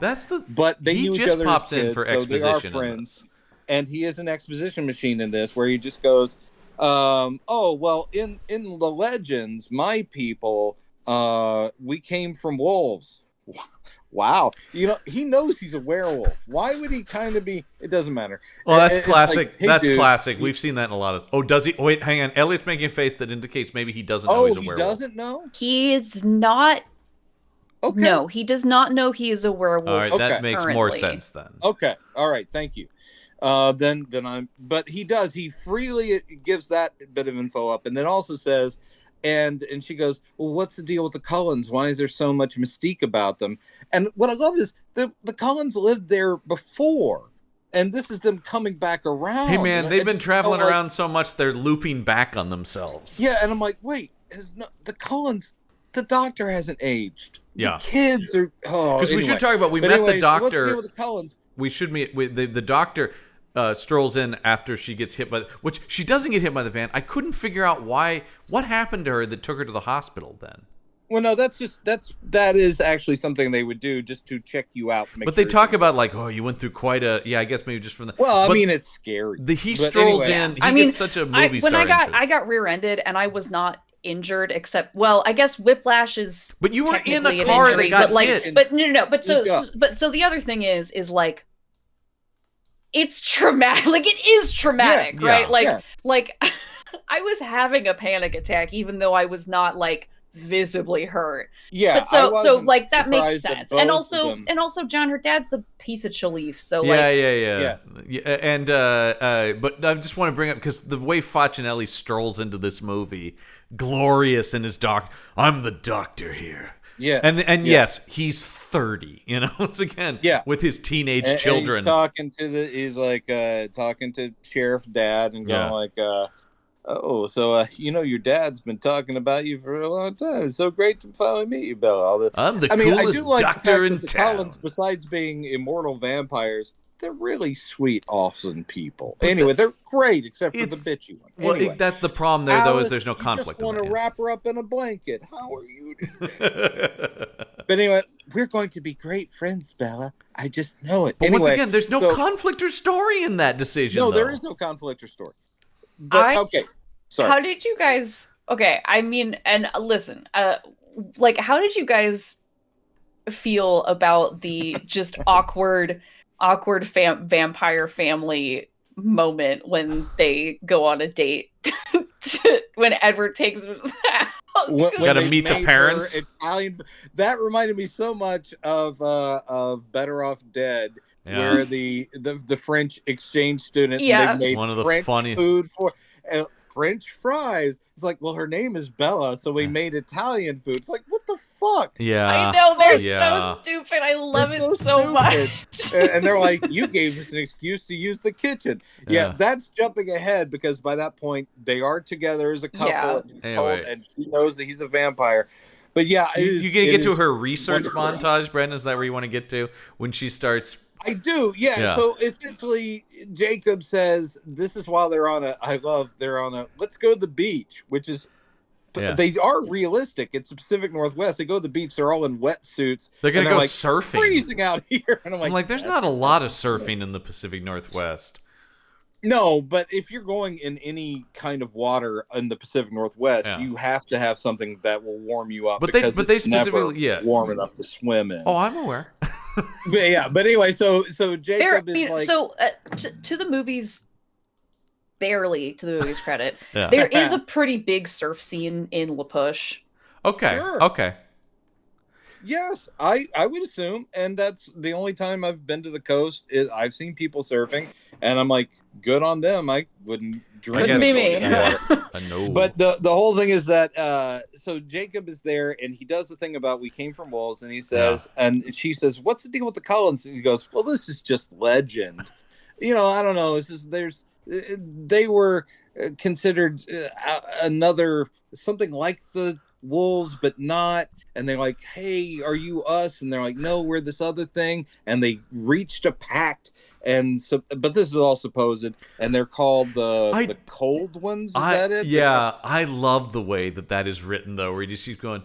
It is that thing where he just keeps going, I don't know. That's what people say. It's like, Yeah, I don't know. That's what people say. Yeah. And then, of course, he just goes on Google. Yeah. And before long, Cold she has ones. tied the Cold Ones mythology into the world's vampire mythology. Yeah. And she's like, and they focus on words like speed, strength, drinking blood. And I'm like, oh boy, she's figured it out. And then the whole scene, which was even in the trailer. Oh, this is the scene, yeah. I know what you are. Is like, say it. Say it out loud. Yeah. And she goes, vampire. And then he does. I had to leave. He does to change my pants. I was just gonna say he does mess his pants. I was like, yeah. We got to talk about the vampire mythology in this thing, though, right? Because Brandon, that is what this show is about. And like anything, I thought it was about tragic teen romance. Isn't that?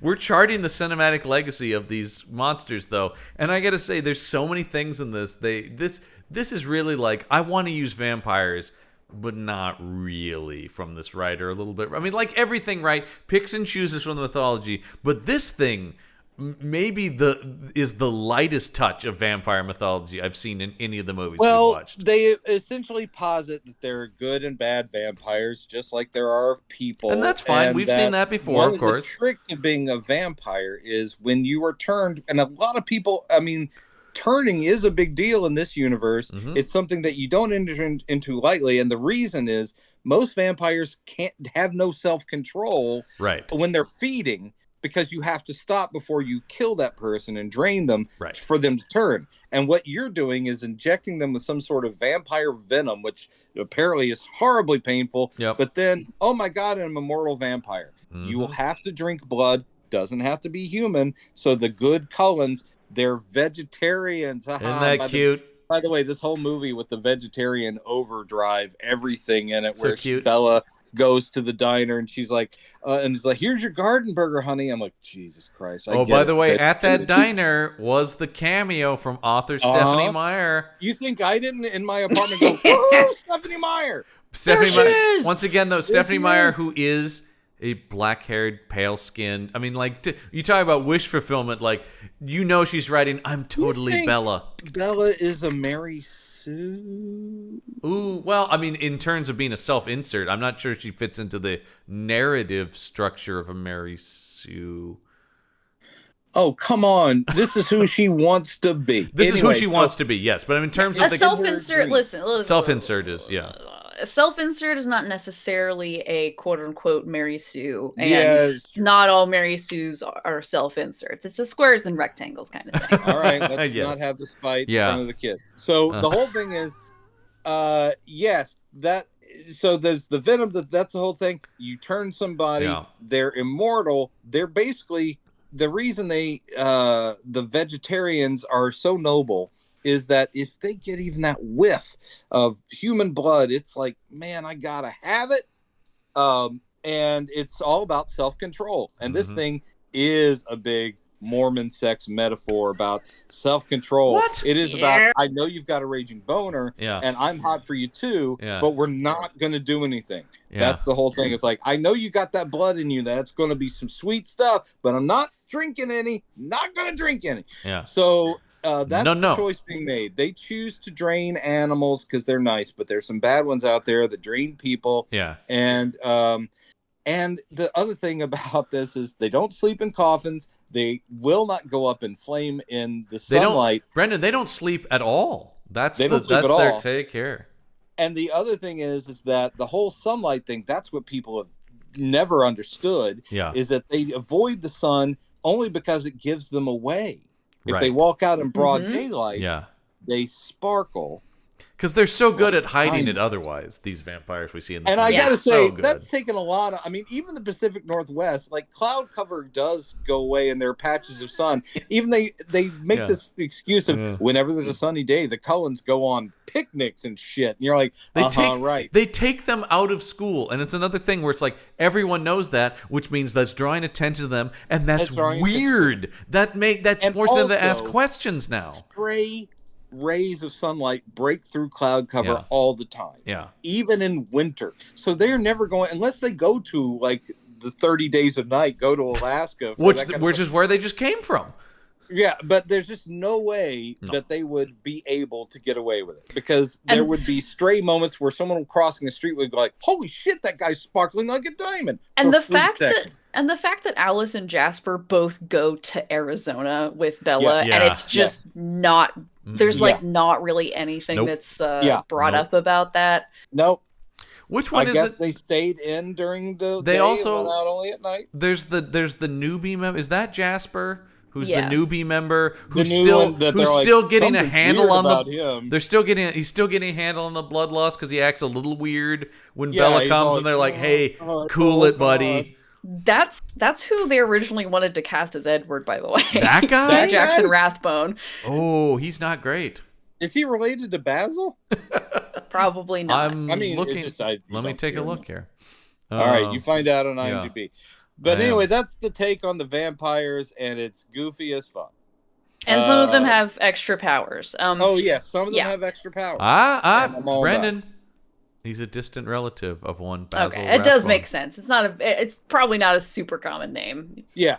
They say distant relative. I don't think it's like his grandfather or something like that, but He didn't get the beak. That's a shame, though. No. I've seen this, once again, I think like everybody in this, I've seen this guy in other stuff. These people work. This was a launching pad for a lot of people. I shouldn't say he's not terrible, but I didn't get much from him in this movie, I should say. No, because he was just required. He actually is. I know that he based his characterization on Johnny Depp in Edward Scissorhands, because the whole thing in this movie is him just like big eyes and a worried expression, because he's just like, I'm about to lose it and drain everybody. Okay. Yeah, they've clearly drilled it into him, like, don't lose control, you'll kill people. So he is just like, oh no. But once Bella knows that Edward is a vampire, I love the whole thing about, obviously this also endlessly quoted, she's like, you're beautiful, and he's like, it's the skin of a killer, Bella. And she likes it when he shimmers in the sunlight. And he goes, I have killed people. And I love actually her going like, I don't care. Yeah. Excuse me. I don't care how hot I am for someone. Yeah, that's going to be a concern. Here's the thing. Once she says that, I don't see what could break these two up, right? It's the same thing. I've killed people. I don't care. It's the same thing in Attack of the Clones where he tells her he committed genocide against the Tusken Raiders. She's like, I'm actually kind of into that. Yeah. It makes me like you more. But see, I'm pretty fucked up. She's not coarse like sand. That's the important thing that we need to know, is that she's not coarse like sand. Oh, man. Two other actors who I think are actually good, who just ruined by dialogue, is that I actually think Portman's better, but I think Christensen is a decent actor. I've seen him in other stuff. It is very similar to its script and direction. It's very similar to Stewart and Pattinson in this, where it's like two people who actually do have talent and charisma. It's just zapped from them. So they're now a couple, and the school is a buzz. I don't know really why. So much I guess they just thought she would end up with one of her friend groups. I gotta say, with a Cullen. I do like the idea of the school is a buzz that these two hot people are dating. That's like, news. What do you see in him? I don't know. Look at him, and then what do you see in her? Come on. I've got to say, so that's the whole thing. I often cite the writings of one Roger Ebert on this show, and one of the things I love, and he says this across all of these movies, is he goes, I don't get why she likes him. He never says anything funny.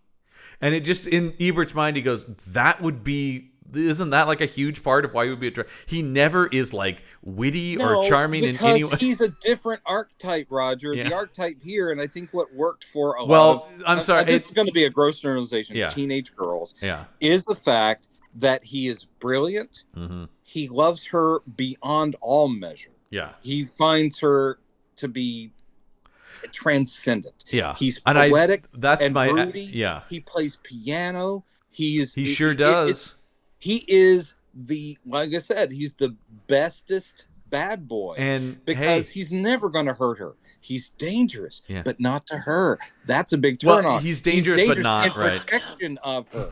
That's the thing. Is that it's God, I can't believe this worked on me. Well, but he's a dark knight. Literally. What Brendan's saying is it does make sense it worked here because it's engineered to her. It's so you can feel where every piece of it has been put in. He is so designed to be the heartthrob.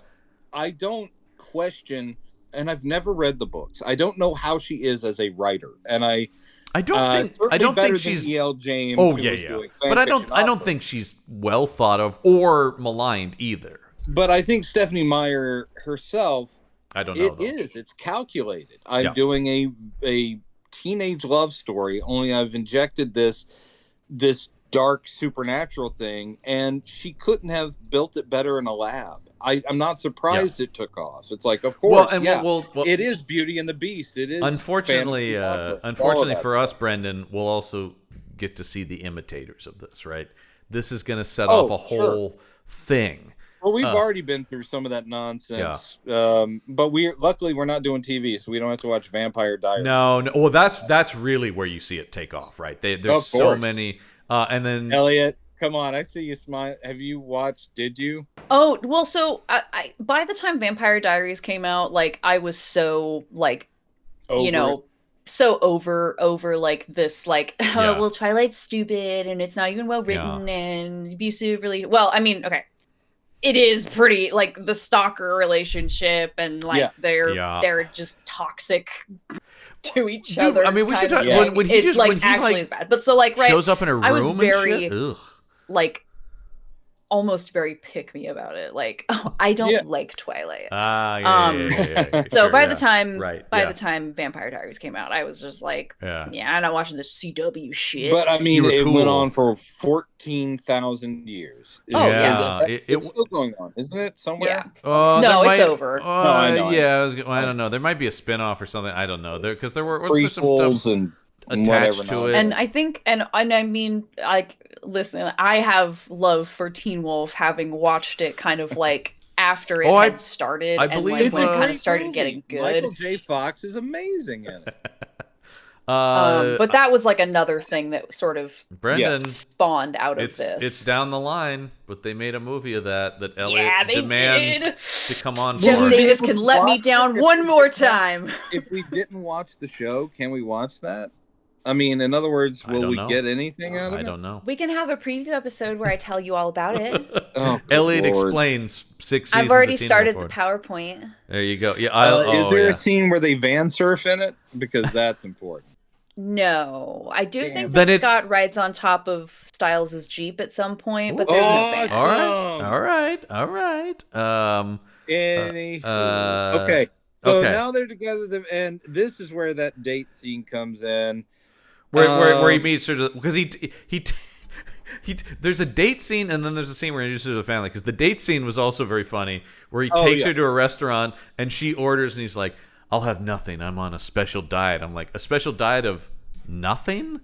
That's not a great once again, not a great cover, man. She put all the pieces together. Yeah, that was earlier, but I'm saying like that was the date scene. We should also mention in the background of this movie, there is once again, the movie I actually want to see is Billy Burke, town sheriff, going, people keep getting killed. And like ripped apart. Seems to be killed by an animal. And because you've even got then, if it's an animal. Dr. Cullen is doing the autopsy going, something tore this man apart or whatever. He's like. And I think it's supposed to lead those of us who haven't read the book and are watching the movie for the first time to kind of go, oh God, I didn't even think about Cullens a horrible murderer? God, I didn't even think about that. Yeah, you're right, maybe. So the thing the difference here in terms of the book and the movie is that stuff is, if I'm remembering correctly, it is happening in the background of the book, and it is more of a red herring in the book of like, oh my god, is Edward actually killing people? Right. But I was reading something about the producers or whoever on the movie was like, can't really have that in a movie, so they did have to introduce the trio of bad vampires like way earlier than they're introduced in the book. I was gonna say that, but also, if you don't know the stuff, you might assume that they are part of the Cullens, because for the until later in the movie when they literally walk up and introduce themselves and say, "Hey, can we play baseball with you?" Oh my god, they show up. You don't know that they're not part of that. They roll in with such supervillain energy. Yeah, and slow motion, and they have these distinct like club kid looks. Yeah, it's like the leader guy has got the dreads and the accent as well. Our big bad guy literally says nothing, and then suddenly he's the main bad guy. Yeah. And then you've got Rachel Lefevre. I did not know she doesn't continue as this character, but she's got like this fur coat thing on and her red hair, and it's like they're very distinct. Hey, who's that other guy though, Brendan? The black guy in the group.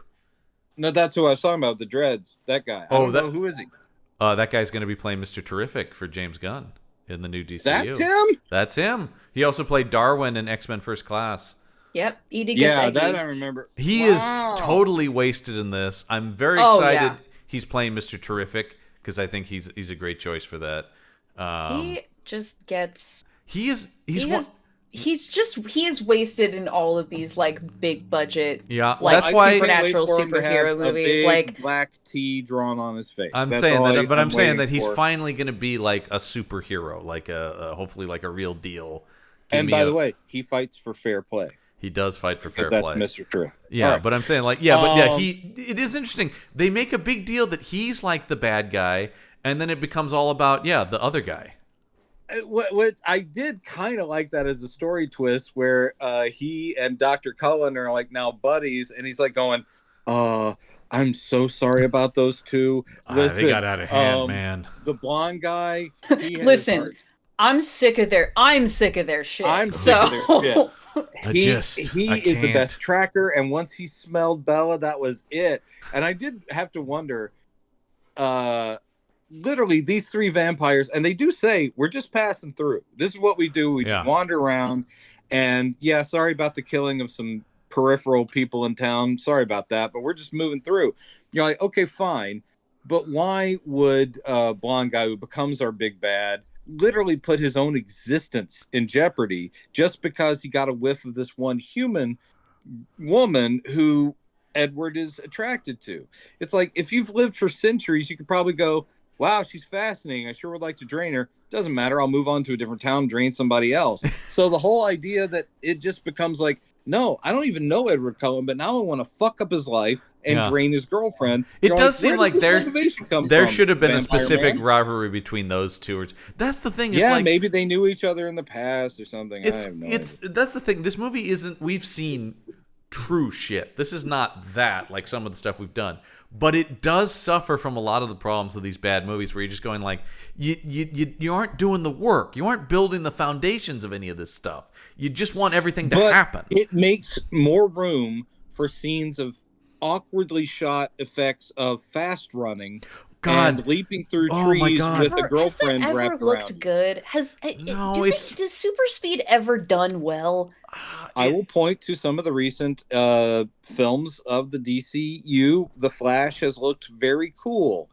You can do it here and there. I think the thing most movies have taken on, because the other is the to go the opposite way and do the Quicksilver thing in the X-Men movies and slow everything down. Yeah, as opposed to literally seeing a person's legs move. Frozen. Yeah, because that I think that's more what you're talking about, Elliott. However, that always Edward looks weird. Is not that super speed but fast. It's still, you know what? It still looks like Superman running in Superman the movie, where his legs are just moving weirdly. Even more comedically, it looks a lot like Terry Gilliam's Baron Munchausen when Eric Idle is doing the super speed stuff. Yeah. because that is supposed to be kind of. I was gonna say that is quaint by design, and that's what we get here. And I was just cracking up. But I was picturing that, and he's leaping in trees with her around his neck and calling her a spider monkey, and it's the most romantic thing I've ever seen. No one can sell spider monkey as a cute pet name for their girlfriend. I'm sorry, it doesn't matter how good an actor you are. And there's a constant refrain that gets really boring. It's at this point in the movie, it's no longer quite "stay away from me, I'm trouble." By the way, did I mention you should stay away from me? At this point in the movie, it's constantly him going like, "Aren't you afraid?" And her going, "No, because you're with me." Yeah, it's like, "Aren't you afraid to be up this tree?" "No, it's the most beautiful thing ever." "Aren't you afraid that I've killed people?" "No, because you're hot." Yeah. By the way, that is doing a disservice to both actors. That is how that is. I would say that is how it reads on the page. Yeah, those are the voices that should come out. You feel bad for them trying to deliver that nonsense, but and especially reading once again about how much work Pattinson's doing. Is like the earnestness which they're both approaching this. I think. I don't know how it will be reflected, but I think as these movies go on, and as you're talking about, like even in the interviews, I think both of them will realize this, and I don't know how that's going to play in. But like I said, that's where I'm going. Like Pattinson's probably not doing the same amount of work come movie 2, 3, and I think they both eventually become aware, obviously, of like, yeah, this is not great. I don't think I think they realize that they can put so much less effort and still make the same amount of money. So what's the point?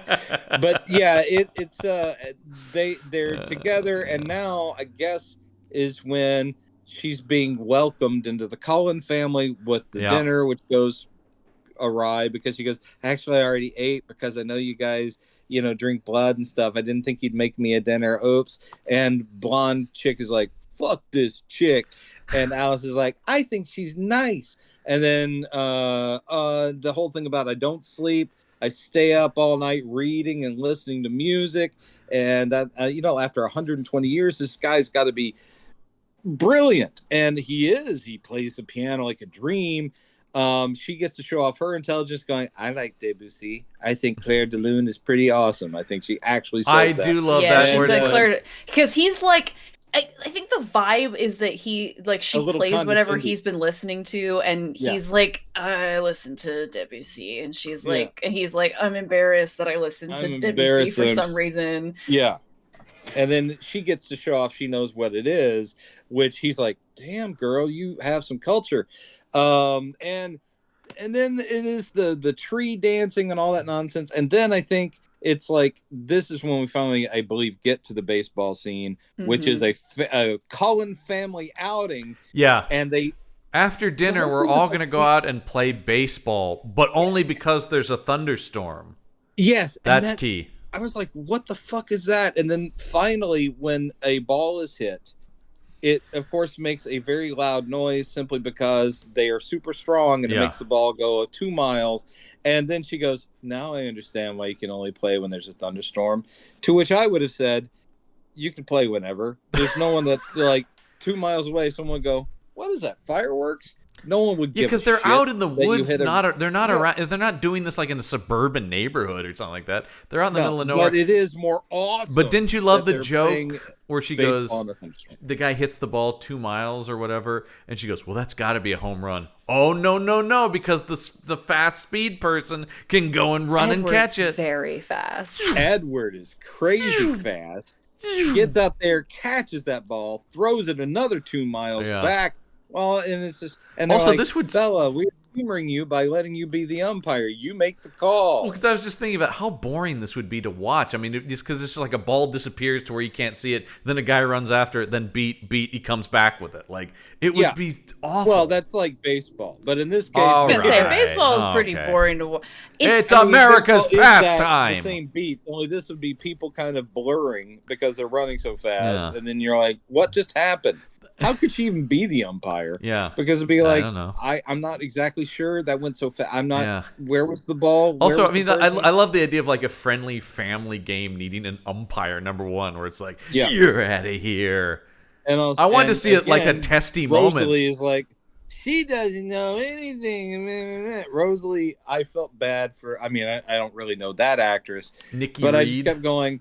Now, the only thing that character is required to do is not like Bella and be snarky. Do you remember that? Like, well, Brendan, do you remember that movie 13 that was all about how young Yes. girls are out of control?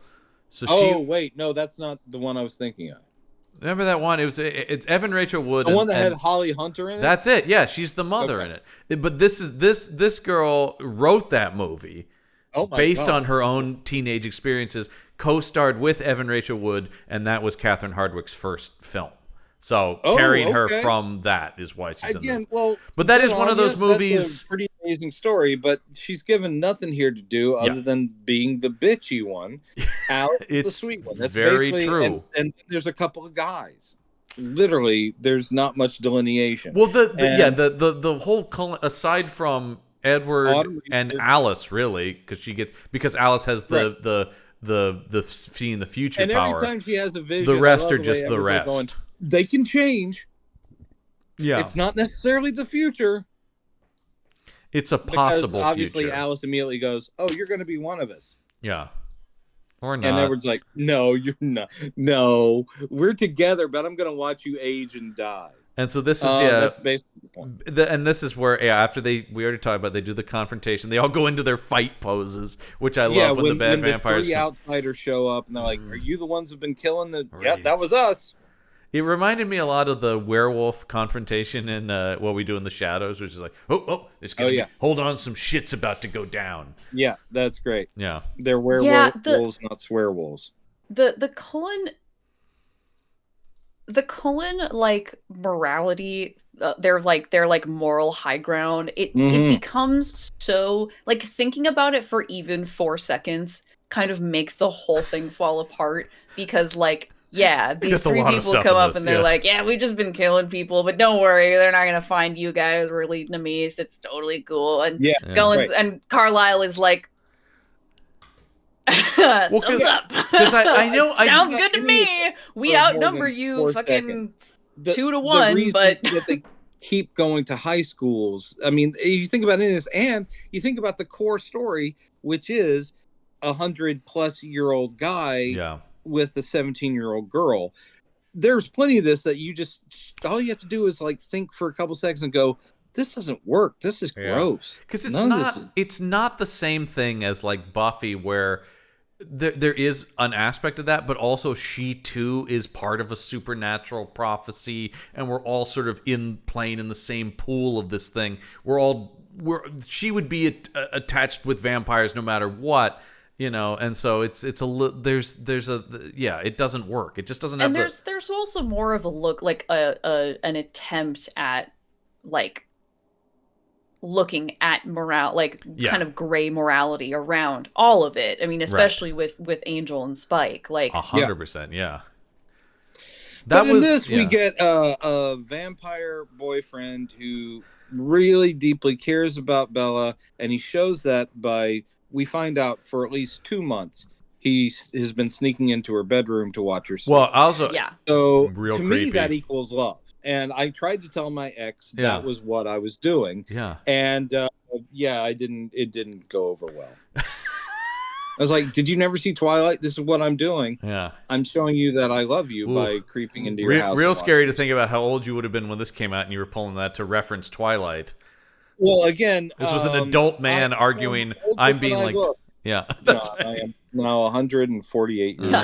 That's right. How long have you been 48? How long have you been 48? A while. A long time. We just saw that same dialogue in Let the Right One In last week too. Dialogue and Let the Right One In, and it works so well there, and here it's just terrible. Well, because that movie does what this movie doesn't do, and unfair comparison, but that movie is just so narrowly focused. It is just about the relationship. It doesn't have tendrils out to other vampire characters. And I do know, once again, without people aren't going to be upset if we spoil stuff, but like I do know this does explode out into like vampire politics and shit, because eventually the thing I am looking forward to like is vampire geopolitics. Yeah, that's what I mean. It's like Worldwide Vampire Council, because the thing I am looking forward to is the inclusion of a guy who makes anything better, which is eventually Michael Sheen pops in here, going ham on a supervillain role. So he goes ham, and I've seen clips, and I can't wait to see them. Yeah, that's exactly that was the only time I thought about watching these,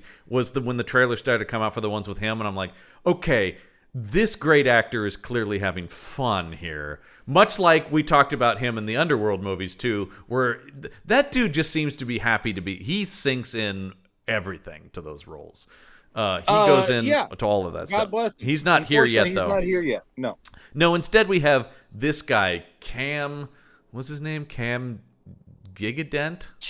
Something like that. I've seen this guy and stuff too. Yeah, I just saw him recently. He's actually very funny in Violent Night, the David Harbour Santa movie that was out. Oh, he's in that? He's Edie Patterson's husband, who's like a wannabe action star and keeps trying to get everybody to fund. He's very funny in that movie. He is. I've seen him in. I've seen him in a bunch of straight to video action stuff. The joke there being he sort of has here. He's the best tracker of the vampires. And he does get some, once again, it's the movie doing him in. No one can sell sniffing someone from a distance in slow motion. I'm sorry, that just looks stupid. When it stops and he goes, like, I'm just going like, oh, that's just assassination of an actor, basically. Yes. It's like, you're doomed at that point. I don't care how good you are. I think he's fine in this. He was originally cast as one of the Cullens, I think, Emmett. And he ends up giving it to Cullen Lutz.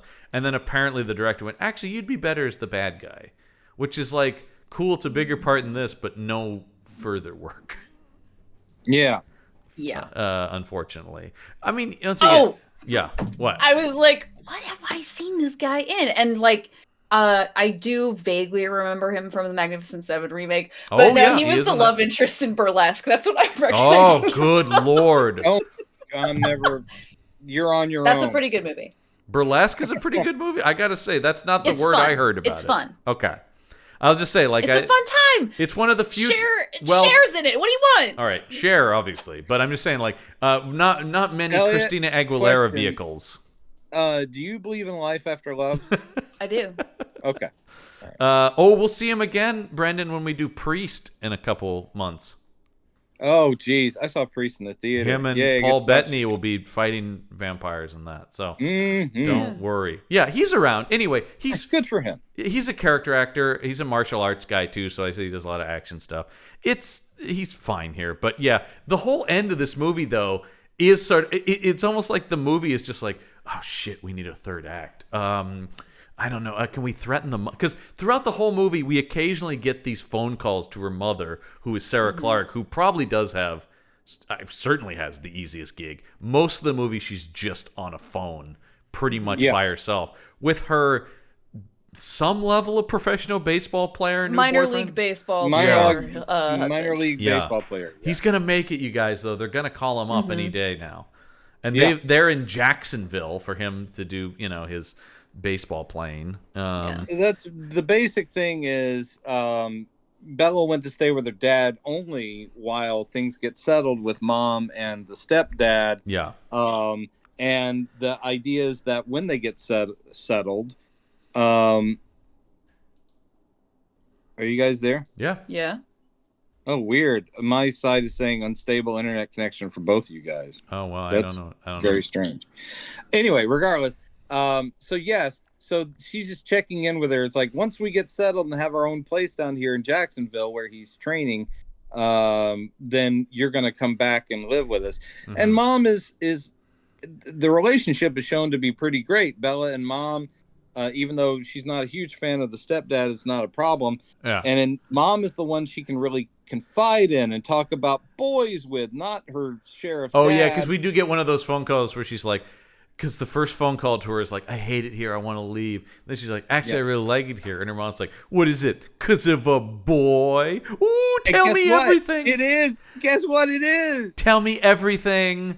And anyway, so yes, what happens is Tracker Guy, they know that for some reason, because of the black vampire guy saying, hey, he's now obsessed with Bella for some reason, so you need to protect her. And they're like, all right, we will arrange this weird, we're gonna send Bella on the road, not with Edward, because that'll throw him off, and we're going to send Edward with a couple of the Cullens wearing Bella's stuff, so he smells Bella going in a totally different direction. Basically, this is the whole thing. So dumb. Evil vampire guy wants to get Bella, he does fall for their trip for a little bit. But then he basically just does a Google search to find out where Bella might go, and she might go to Jacksonville because that's where her mom is. Arizona. Right. Arizona. Right. Yeah. Aren't they on their way to Jacksonville though? Nope, they go to Arizona. Okay. All right. The mom talks about you could come to Jacksonville because that's when she's like, no, I want to stay in Forks. Then they end up going to Arizona. Right. Okay. But regardless, because that's where the house is. Right. Okay. Yeah. So they're going, and dude has found out. So now he gives Bella like the creepy call of like, "Are you there? Oh my God!" It's like, "Hey Bella, it's your mom." And then he gets on going like, "Yeah, you think I couldn't find your mom? I found her. You better get here." Arizona's so fast. I know. Yeah. Almost as fast as Edward could get there. So now Bella's like, I can't let them hurt my mom. So she goes back. And Alice has drawn the ballet studio where they're going to have their final confrontation. She's like, I don't know. I'm just getting an image of, does this place mean anything to you? And she's like, why, that's Mimi's ballet school where I took lessons as a kid. And it also turns out that he doesn't have the mom. He had a videotape of the mom talking to young Bella at the ballet studio because there's been a running theme of Bella saying, I can't dance. I'm so clumsy. I can't dance. What a klutz. And we see... So relatable. Very relatable. Yeah. I often bite my lower lip and talk about how I can't dance. So, which is why I now have... because that's a running thing too. There was the scene earlier where the guy who ends up with Anna Kendrick asks her to the prom. She goes, I shouldn't be anywhere where there's dancing. That's just not going to go well for me. Yeah. We did kind of skip over that. I do need to point out that every single boy in the high school asks or want to ask. And as you pointed out, you mentioned that earlier because she just keeps steering them towards other equally attractive women. That they have never considered before, because Bella had just been too amazing that they're like going, oh, there are other women? Yeah. Oh, the ones that we've known all our lives?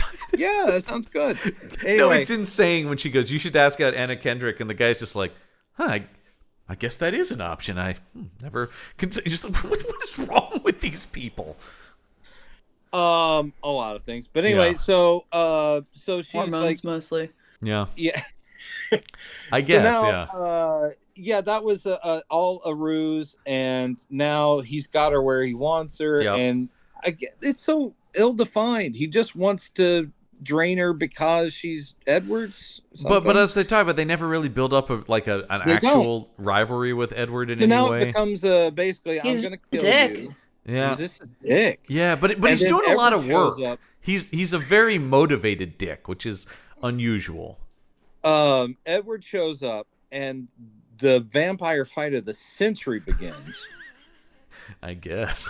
Well, they throw each other around a little bit. They throw each other around into mirrors where, of course, they Bella's do have reflections. broken her leg, and evil vampire guy did bite her arm and got some of that blood nummy. And he's like, "Ooh, I don't know how it was able to resist." That means that the right now tastes so good. The vampire venom is in her now, though. Oh no! Well, that doesn't. No. I mean, we see her writhing around, and I kept while watching, going like, "Man, that must be a terrible broken leg. Look at it; she's in such pain." Yeah.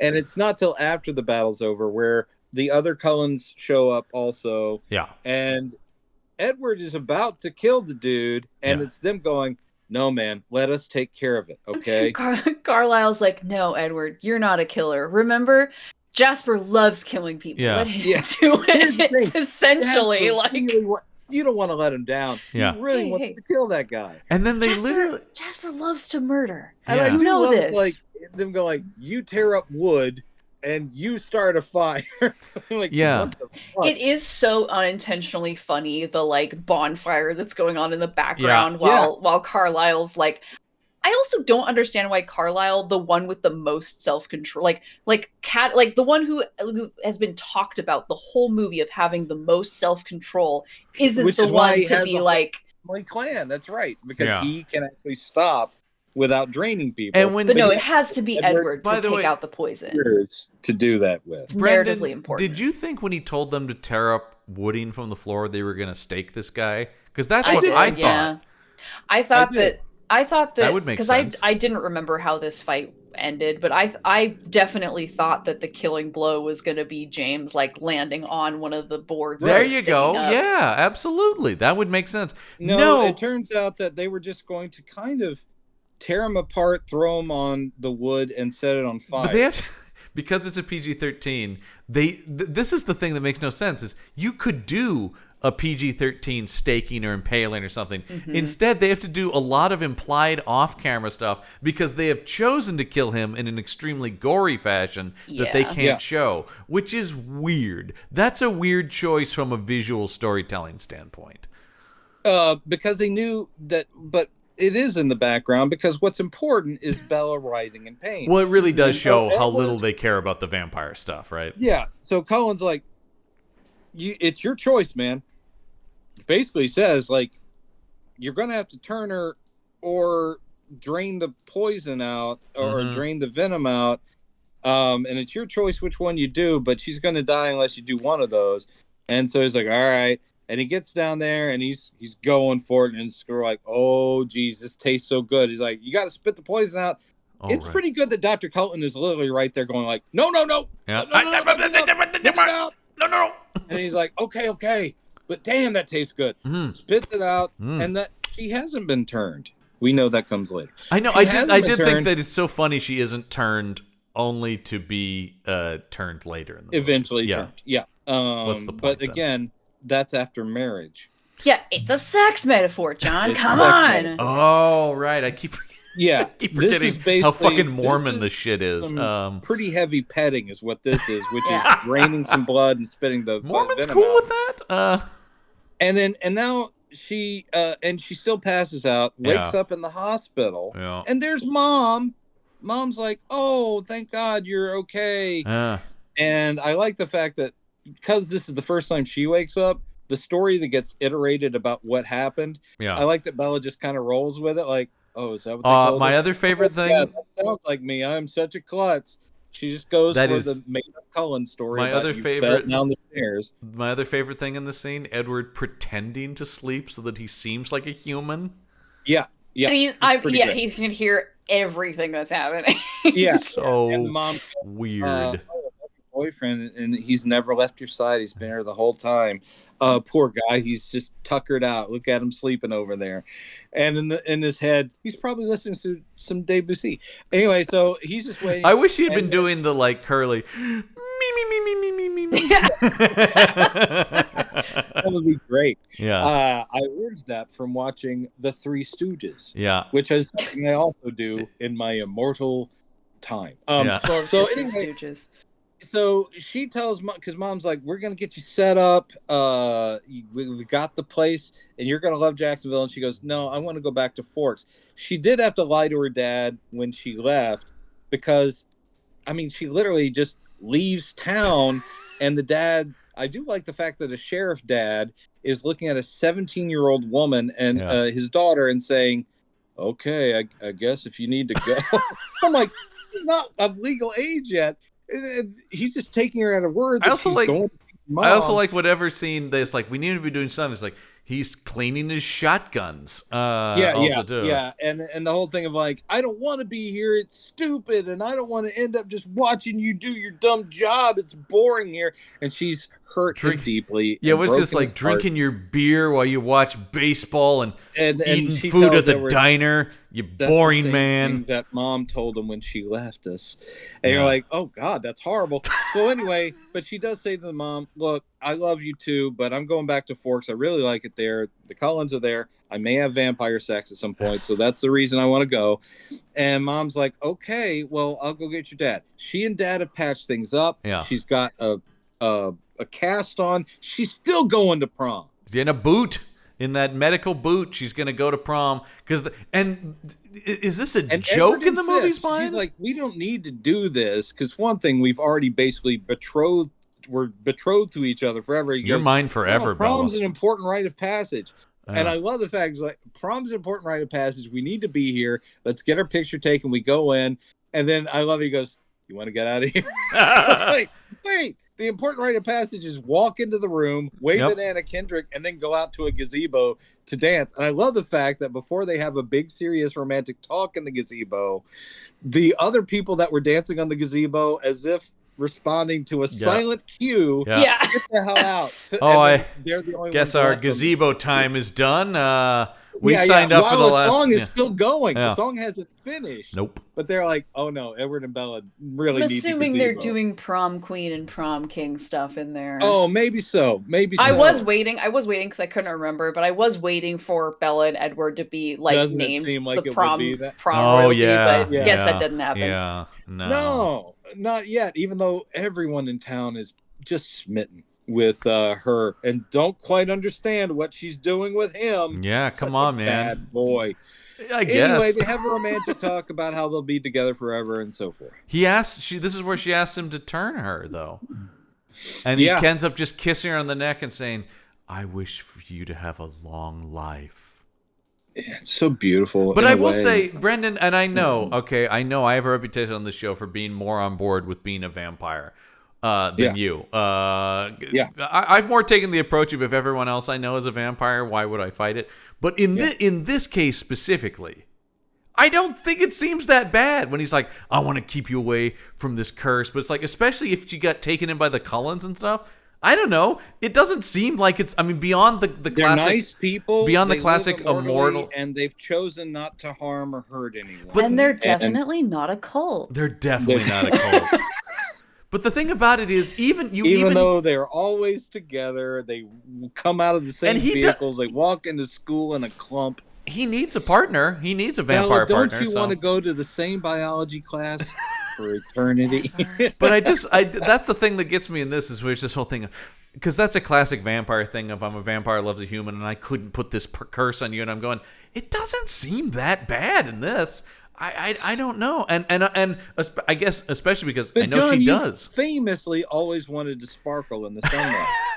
Yeah, that seems to be the worst of it. Because even the thing about there's the classic immortal thing of everyone I love will grow old and die. It's like, but you're surrounded by a family of sorts, and beyond, I guess she doesn't really have any friends who are longtime friends that would be so.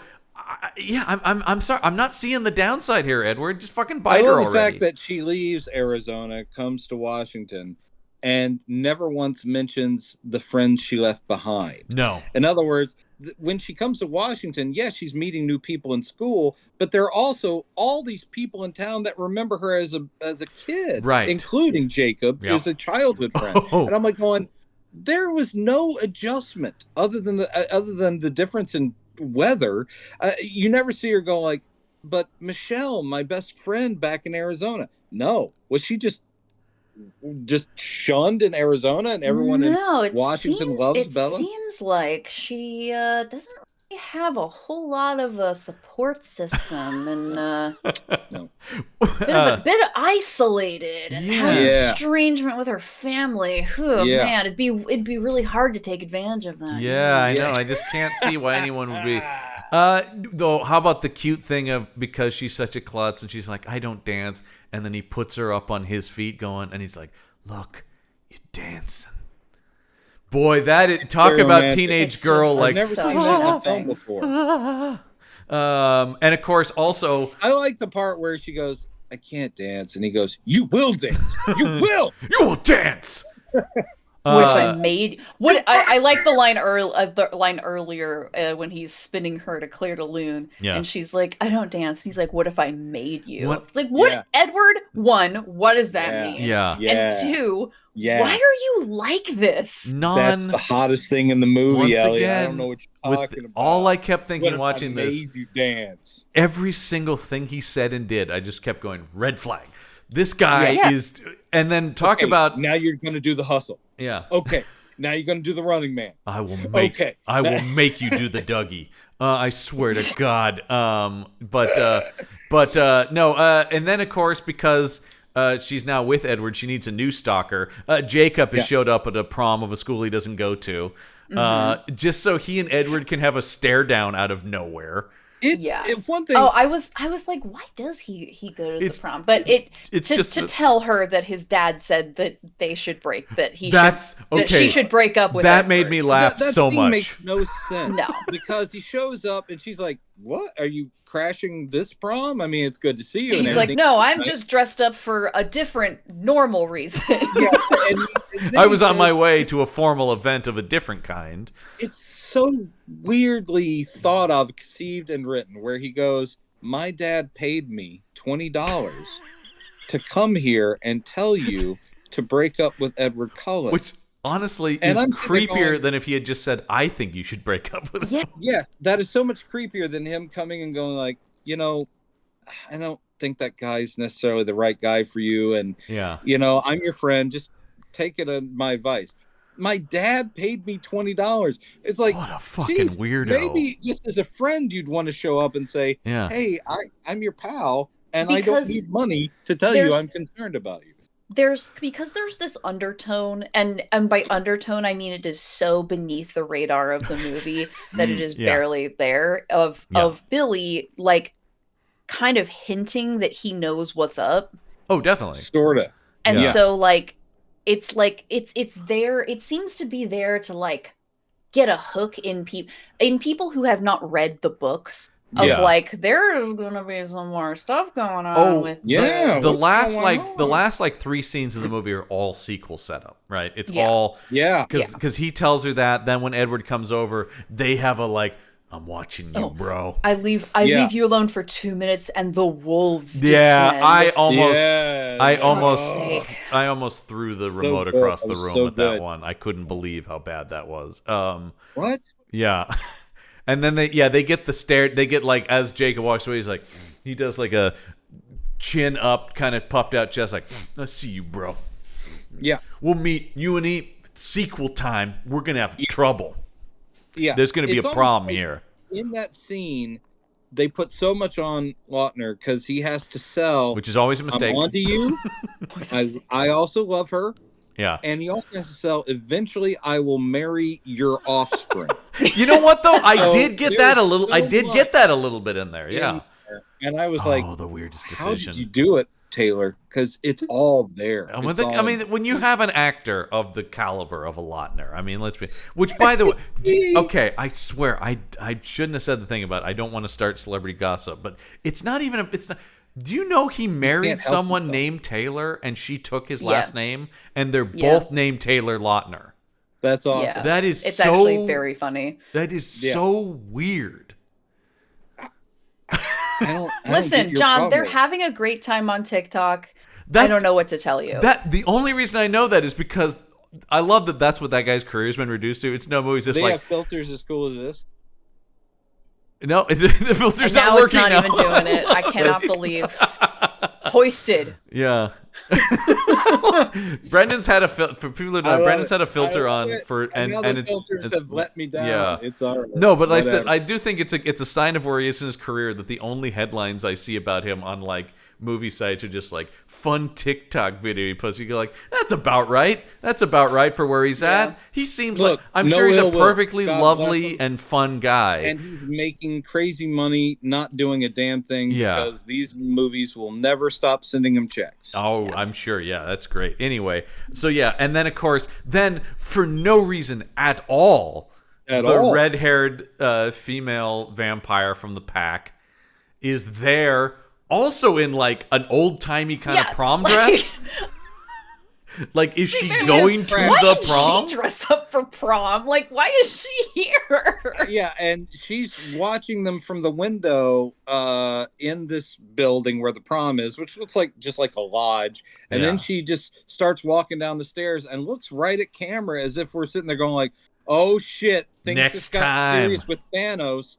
I swear to God, it was so weird. And I haven't read the books, so I did assume that she'll be a big part, and now I find out she's not. She does return, but she is just a background, like, check-in. Right, because eventually it's just like, oh yeah, Victoria, is doing this, and we can't find her again. We'll get her. It is this actress in the next movie. It's the third movie that it switches out to Bryce Dallas Howard. Oh, okay. Who's also great, of course. But I like that they're just like, we need another redhead in here. I just hope there's something that she gets to do.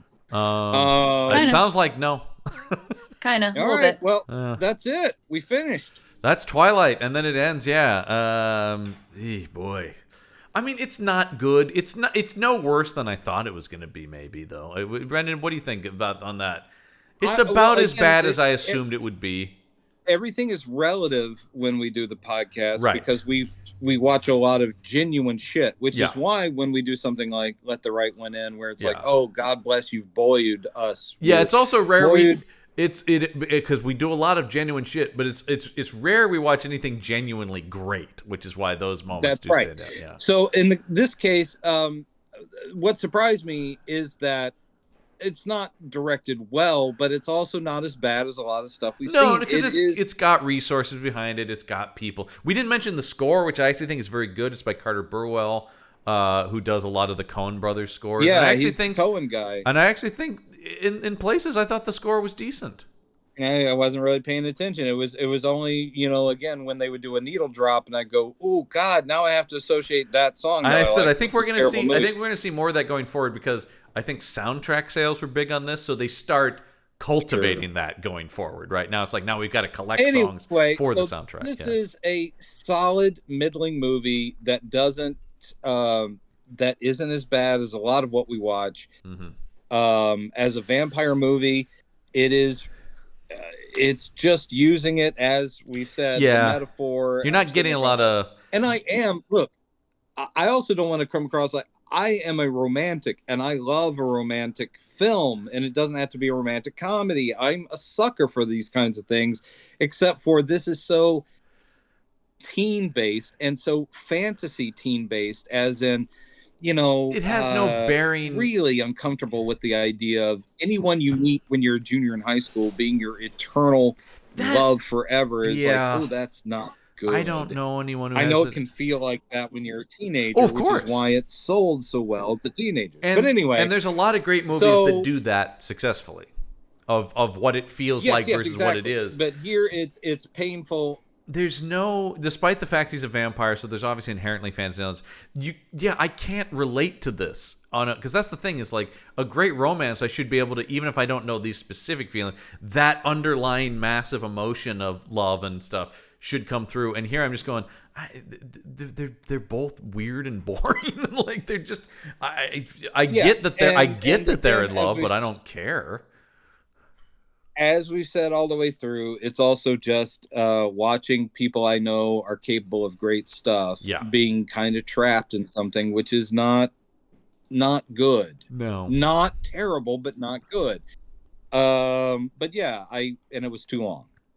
Yeah. And Brennan, I'm sad to say these are going to get longer, apparently. Jesus Christ. Yeah.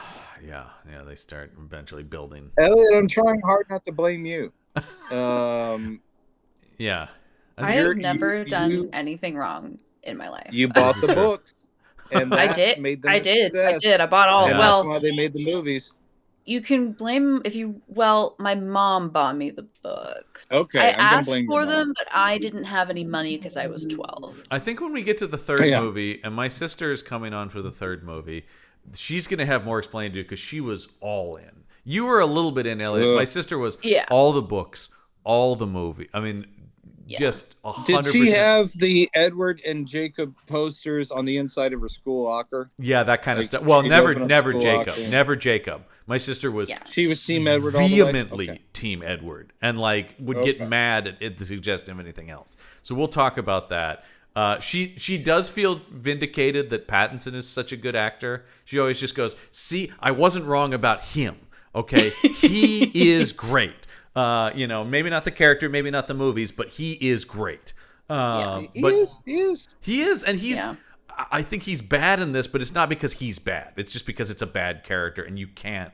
Once again, I think it's in that Hayden Christensen. I think they're both bad in this, but no one would have been good in it. It doesn't. Yeah, that's the thing. Nope. It's just So, and actually, what's interesting is I feel the same way about having not actually seen them, the 50 Shades of Grey movies. Those are both good actors that are but it's just impossible to be good in those. Well, we don't have to watch those. So no, that's the biggest favor E.L. James did was eliminating the vampire stuff from her fan fiction. So at least we don't have to deal with that. You're not, and you guys aren't going to do see a vampire doing, bondage. That'd be great. Vampire bondage stuff. Come on. And you guys aren't going to do Brendan and Jones meet the psychosexual. Hey man, talk to us. Talk to us. Brendan and Jones, which becomes just a podcast where it's me watching the 50 Shades of Grey sorry, movies. Campbell and Jones. I love Brendan and Jones. Yeah. Brendan and Jones. Campbell and Jones watch a bunch of weird psychosexual films. I mean, I don't know though. Talk to us in a couple years when we've run out of stuff. We will never run out. No. We've already joked about. I mean, obviously we've already talked. We're gonna do Meet the Slashers.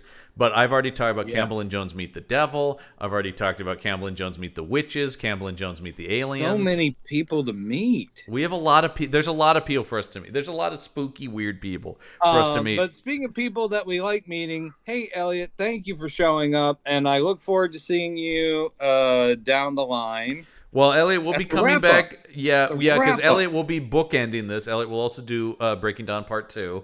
Mm-hmm. Although, see, the thing is I also actually have to watch all these movies now, but I don't even get the benefit of talking about them. Yeah, but I think you must bear silently. Thanks to this episode, Elliott, the next time we will see you, I think will be Red Riding Hood from Catherine Hardwicke. So that's interesting. What's next week, John? Oh, next week, Brendan. I hope you enjoy Teen Vampires because we're gonna get more Teen Vampires next week. With a return trip to Santa Carla, California. That's right, really? Folks. The Tribe. It's Lost Boys, The Tribe. Never seen it. I saw it when it came out on straight to video because this was the era I was working at Blockbuster and literally watched everything that came in. We would get the boxes of the movies before they went out on shelves, and I would just take home stacks. I had no life. And I would watch everything. But I have not seen it since then. We do get Feldman back. I believe he's the only returning cast member. He's the only Frog Brother? Yes, and I believe that's story point on where the other Frog Brother is like part of the plot, if I'm not mistaken. Oh, boy. We get him back, and then we get Kiefer Sutherland's cousin.